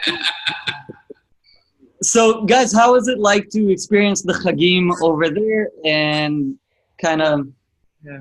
Well, I went to really interesting synagogues, and it was like an amazing experience that I never had. I went to a synagogue called Leb Shul. My background, I was born in a religious background, but I felt like I was pushed out of the religious community. And when I came here, I just wanted to see places, and I felt like I have place, and I don't need to. When it comes to religion, that I'm okay. And I went to a few synagogues, and it was a wonderful, interesting experience. How people have the freedom to interpretate, and I really, really enjoyed going to the synagogues here and having a taste of new communities that I feel somehow a part of or not, but it was a very interesting experience. You, Ronnie, how is it like having the Chagim over on that side? I grew up in a very secular, I grew up with a family of artists, like bohemian types that didn't really do any of the religious stuff. Even though we had family gatherings in a very secular way, but I don't think that coming here, I especially missed a lot of the holidays. I think holidays in Israel, it's almost like here, holidays are almost becoming not a religious thing, but a thing of just places stop working, and a lot of places the work get delayed everywhere, and there's huge amounts of traffic, and people are just fed off with oh my God, it's Sukkot again, oh Jesus, now the traffic is gonna be horrible. This is and when you come here, you do find your Jewish connections in different ways, I guess, because here it's so a multicultural, even playground. So I went to some Shabbat dinners and all that with local Jews that are very, very different from Israeli Jews. It's quite interesting. Also, some of them are weirdly enough. I lived in Williamsburg, and a lot of the religious, the Hasidic Jews there belong to Satmar, which is a branch of Hasidic Judaism that is even they have different views about Israel and how it should have been formed and all that. So it's interesting. It's almost like meeting my culture, but from the eyes of a foreigner, from the eyes of somebody from the outside. So I really like it. Coming here to New York, I get to experience my own personal culture in a very, very different way than I would have in Israel. So yeah, and in general, it's fun. I'm usually very open to all experience, especially for Jews. That's amazing. Thank you guys for sharing. And Deborah, I know you did really special things for the holidays, so will you share with us a little bit?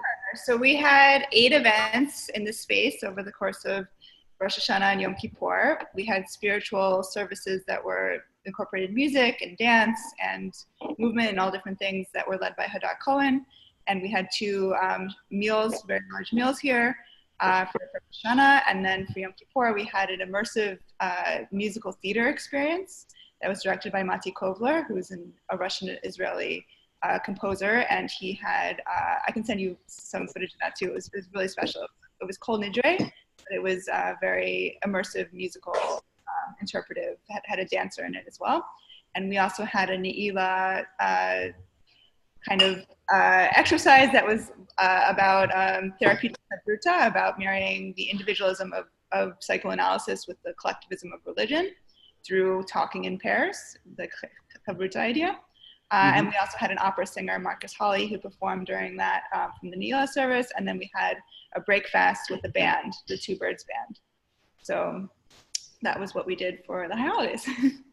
That sounds amazing. And that's part of Fed that you run. How is that experience? How are you as an organizer also getting to feel kind of the Chagim and kind of experience your own doing? So I feel like for me, the idea behind Judaism is about doing and really learning through doing and asking questions and participating in the experience. If it were a spectator sport, I don't think it'd be as meaningful to me, frankly. I think it's about engaging in it, and you get so much from engaging in the process. And I really like Passover from this perspective because it's just so much work. And for me, I couldn't do it if there wasn't so much work. It wouldn't have as much meaning.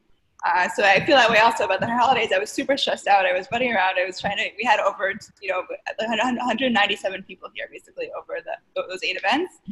And to get those people to facilitate the events was obviously a lot of work. But I felt like there was meaning through that process and through investing energy in what I was doing. So that's how and also cooking, obviously Judaism and cooking is hand in hand for me. So. And it really sounds like you took the role of a curator. Yeah. Pretty awesome. Thank you. What's that, Elena? It sounds like you took the role of a curator. Yes. And I'm curious. So it's about curation. It's also about collaboration, as you saw today with the musicians here. What I want to do is provide a platform for musicians, for dancers, for anyone who wants to share some sort of Jewish artistic experience, and create something meaningful out of it, and bring people in and have an audience, which obviously we did today at noon on a Wednesday, but we would at other times. And the idea of working and collaborating with other people, it's also the chavruta process, as I said before, is really a meaningful process.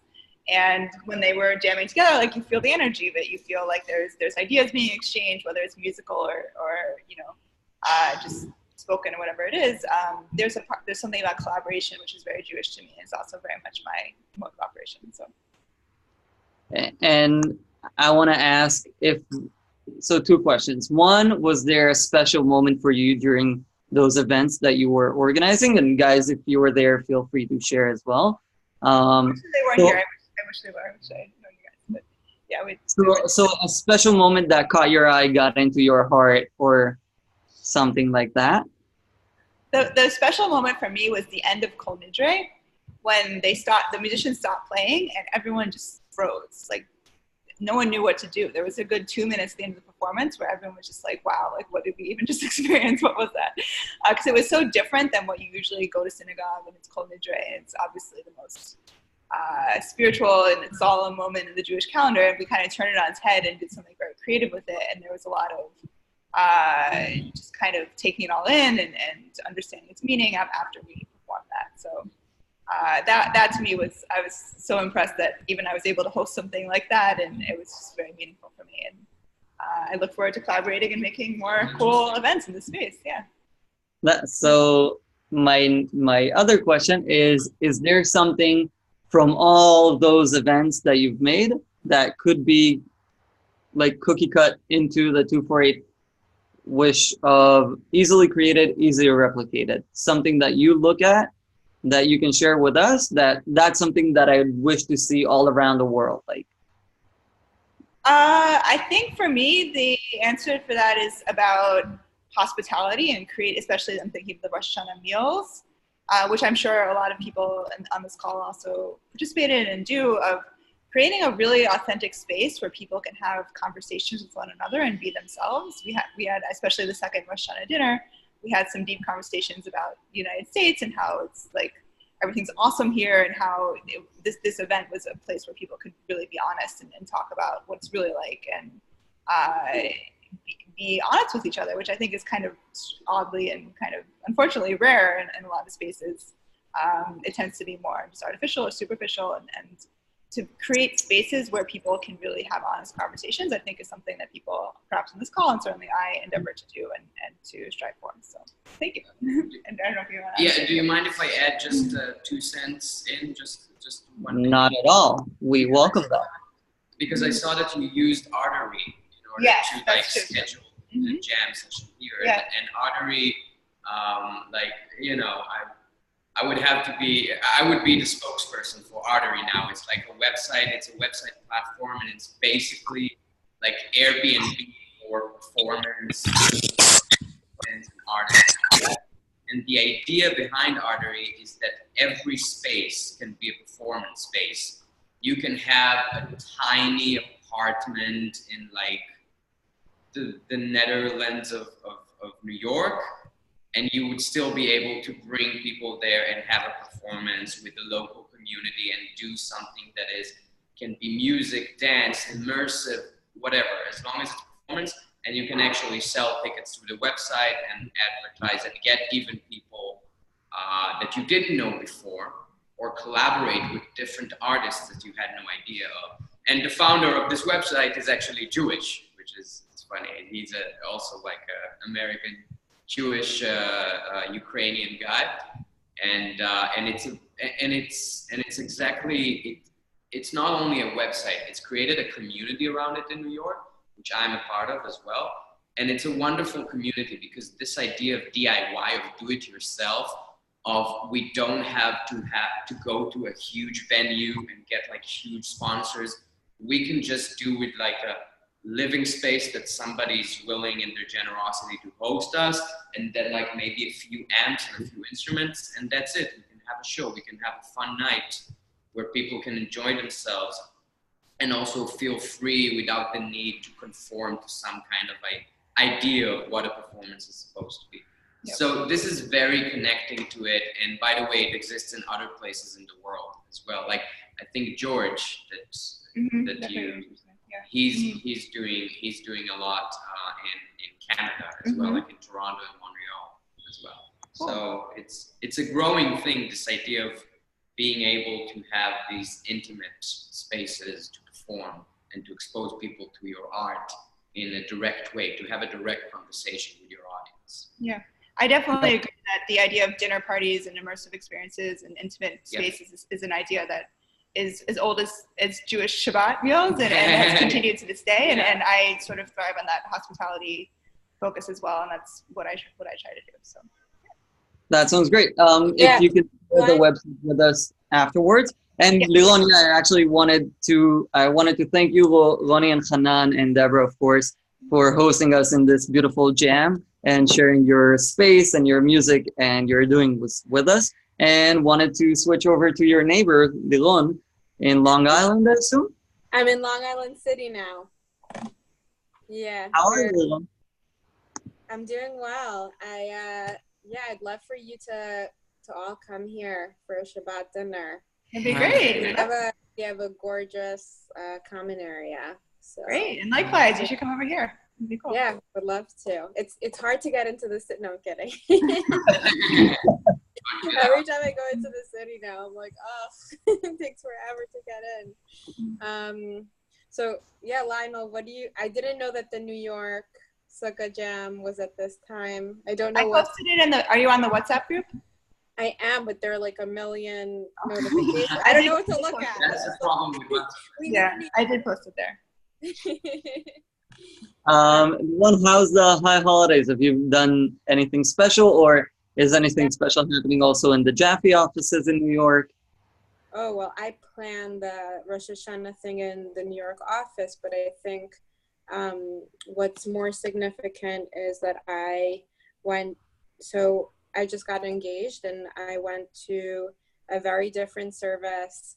I would have never gone to a conservative service because I come from an Orthodox community and I'm usually with my family, but we went to a conservative service at Park Avenue Synagogue on the Upper East Side, and there was so much overflow that they put the congregants in a cathedral.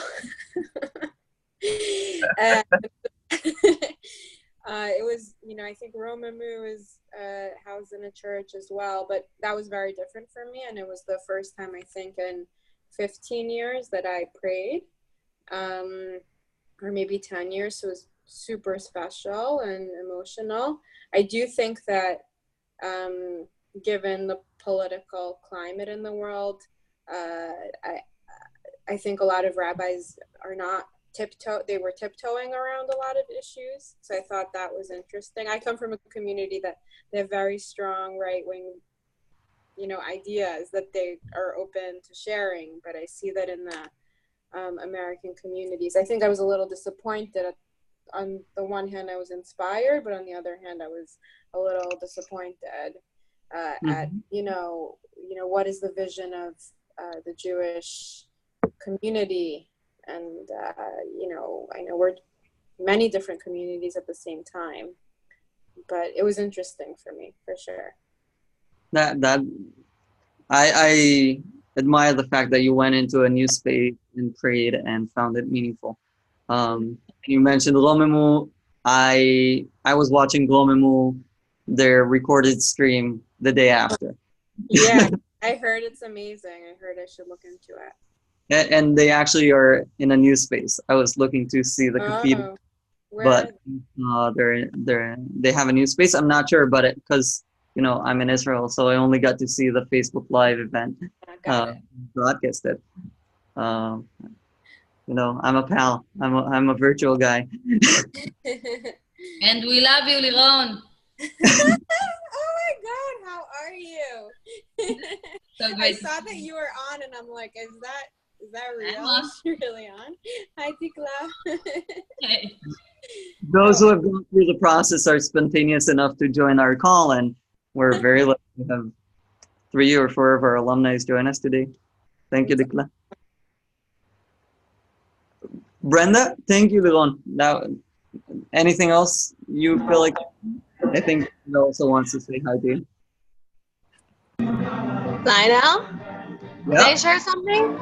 So Deborah shared with us her Sukkah Jam, and we literally have a Sukkah Jam right outside, and because it's the neighborhood of Nachlaot, and you just can't get away from any of her neighbors, even if you want to.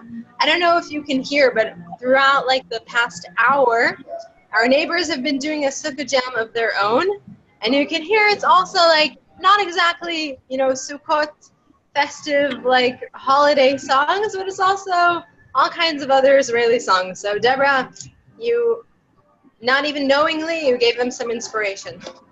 Take us in if they're allowing it. They're on the other side. It's hard, but I don't know if you can hear them, but they're going on pretty strong. We can hear it. Brenda, you're at the Kotel? No, in Nachlaot. Yeah, you're in Nachlaot, but it looks like Brenda is in the Kotel. I hope that no one will fall. Sukkah wall. You see that? It's actually made out of material. See that? And it looks like a hotel, but it's just a wall. Nice. And I think is that pretty? We have Gideon in Jerusalem as well. Gideon, do you want to share where you're at, what you're up to? I think he left. Sure, no. Hello, everyone. There's a limud in the background of the group I belong to, and I gave them a heads up that we might go live in about half an hour. But currently it's the middle of a limud, so I'll just show you the group and mute myself again.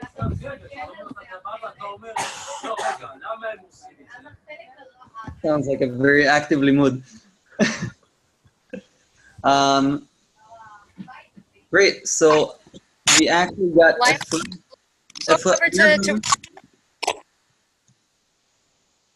Brenda? Are you going to Shiri? Is she going to be online soon? She's not on the call. We're really hoping that she'll join us, and she's scheduled for right now. In the meantime, I'll share the other Shiri's video. So let me just take a moment to set this up.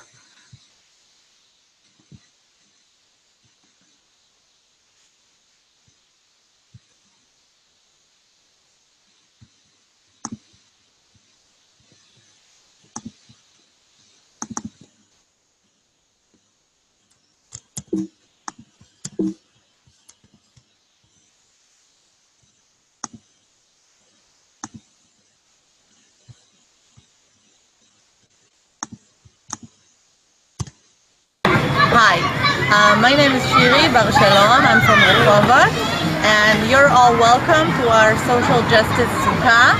And we're going to explain a few things that are happening here right now. We are now in the yard of an elementary school, and we are having a communal activity. In our social justice Sukkah, we have explanations about a few projects who are going on in Rehovot.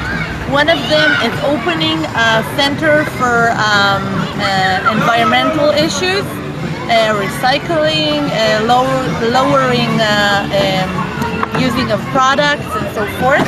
There's an election in Rehovot in a month or so, and we wrote, I'm a member of a couple of organizations, and they wrote together a treaty that basically states a lot of things that we want to happen in our city, regardless of who is the candidate.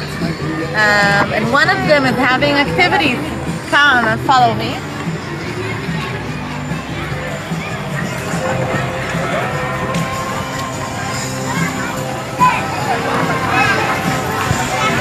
The holiday of Sukkot is defined by building yourself a very temporary house. It doesn't matter if you really use the traditional fabrics and stuff of the date tree to put on top. And what we have with the children is an activity. It's not original hours, so feel free to use it everywhere you go. It's called Cardboard City. We took chalk and we drew on the floor of the basketball field the streets, the main streets of Rehovot, and then we invited all the kids to take all of cardboard boxes and chalk and glue and scissors and whatever, and without city regulations, without taking a mortgage, the kids are at liberty to build whatever they want. We have kids here from elementary school until high school age, running around, building whatever they want. And after 2 days of activities, we have a city.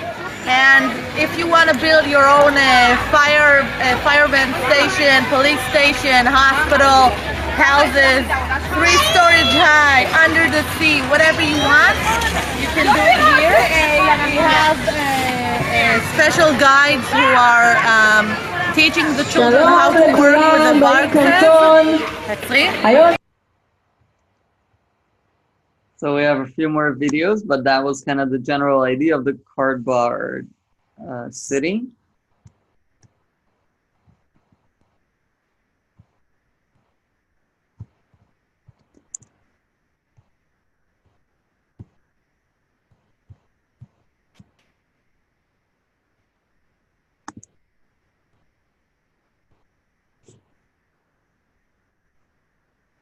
And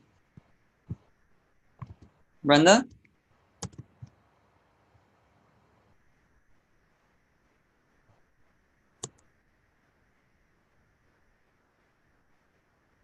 Danny, are you here?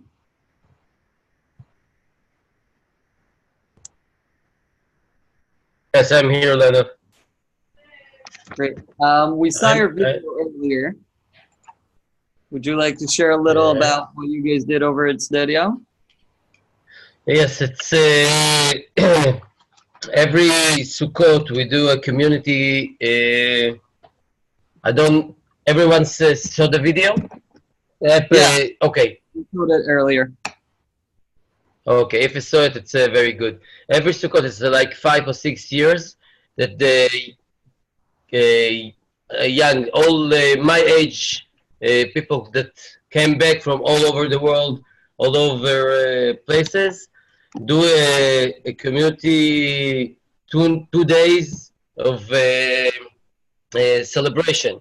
The first day we come afternoon. Well, go backwards. It's like 3-4 months that we're planning everything, because it's everything like you see, like you saw. It's built from scratch. So we planning everything and thinking about everything, and it's supposed to be the most of the families, most of the things for the families with children. So the first thing, they come and put the tents and the tent city. Afterwards, in like 7 p.m., all the community come and do the dinner. You didn't see the pictures, but we open a very big tables, and everyone bring their own meal to the table, and everybody eats. Like in the kibbutz, everybody come and put and see and enjoy themselves. And afterwards, the people that come to the show, so that's all the community, the older people and everybody invited to enjoy, to sit in gathering and listen music. Every year it's different. This year it was 3 very good singers that sing a very blues. It was all blues songs. Ronnie Peterson and Moshe Levi that plays with Shalom Hanoch, and Diana Goldby. That's very rock music. It was sitting. At night, the children enjoy themselves at night and go to sleep very at night. And in the morning, we open all the thing that you saw that we doing by hand. We're building like 3 days. Everything, and then we enjoy, and all the community come together. So this is about the film. That sounds really amazing. And you said there's a planning committee. Are you part of the planning committee? Yeah, of course. How many people are on? We have a lot of parts of communities. Some of them more by the meals and the performances and more. And I'm everywhere. Yeah. That's really nice. And is there anything that was special this year? You say it's been going on for several years. What was special? The special, we did it in one long area that we can work all together. This was very nice.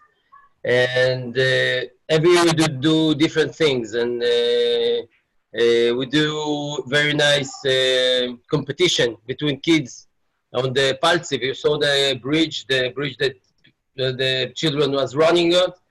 So all the children was on one line. They do circles and then try to run. And some of them falling down, and it was very fun. And everybody just looking and enjoying themselves. And yes, we enjoy it. It was very nice. That's really nice. And is there anything that you would recommend us to kind of see and replicate in somewhere else? I think we can. I think the Asi River, we have only one, but we can do different gatherings and all over. But The spirit. The spirit. Okay, we have the spirit, and I think the gathering, it takes people from their houses near in their own community. Even they can go to the matnas or even to sleep there, to do some community, and then to do it 2 days. And when you come together and sleep together and enjoy it together, and afterwards we build something together. It doesn't mean on the water, not on the water. It doesn't matter. It can be indoors. But when everybody come together, the communities start to work and speak with each other, and you can sit with people that you all year that didn't speak, and then you sit and speak, and you don't need to drive anywhere because in one place. It was very nice. We enjoyed it. It's very nice, and I really like the idea of coming together and then building something from scratch in the time that we have together. You don't need to generate the resources for it. You just need to be there and be part of it. And I really like that idea. And I do think that can be replicated. Very good. תודה, דני. חג שמח. תודה לכם. חג שמח לנו. גדעון?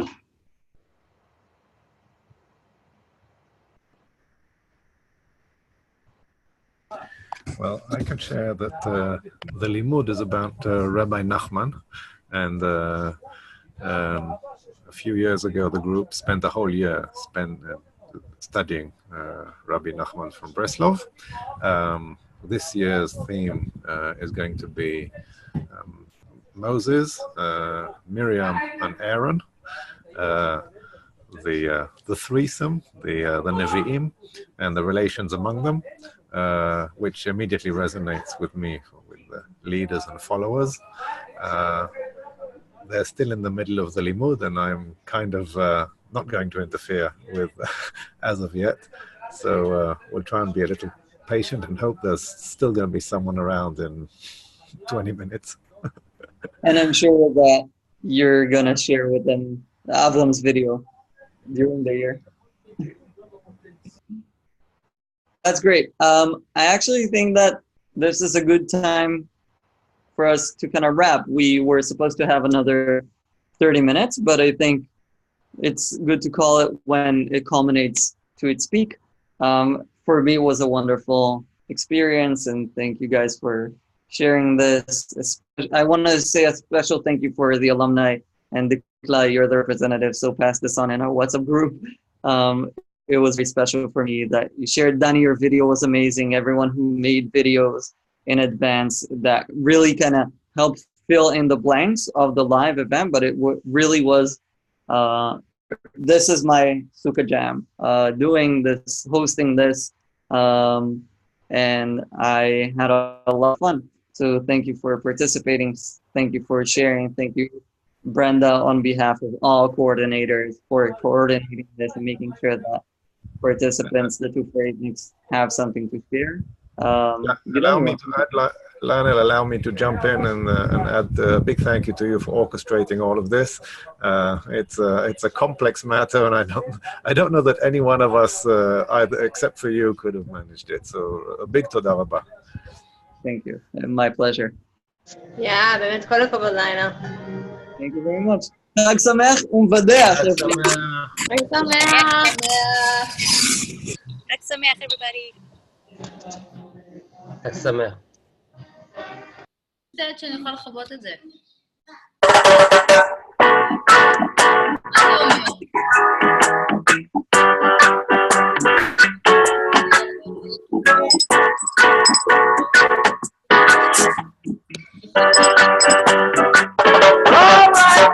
What time it?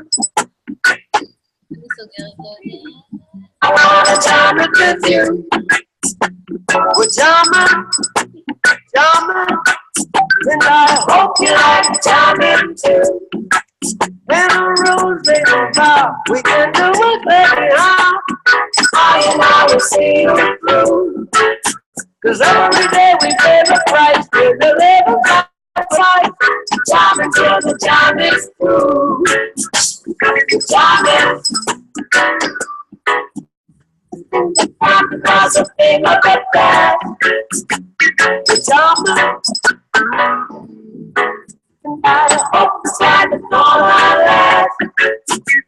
Come with the stuff now we need to take the we won't out. Need a candy for my soul. You're the right time to till the last night. Life is worth much more than gold. Jamming, jamming, jamming, jamming, we're jamming in the name of the Lord. We're jamming, jamming, jamming, we're jamming right straight on y'all. Yeah. Holy Messiah, Holy Messiah. Just sitting on Zion. In rules of creation, yeah, we're jamming.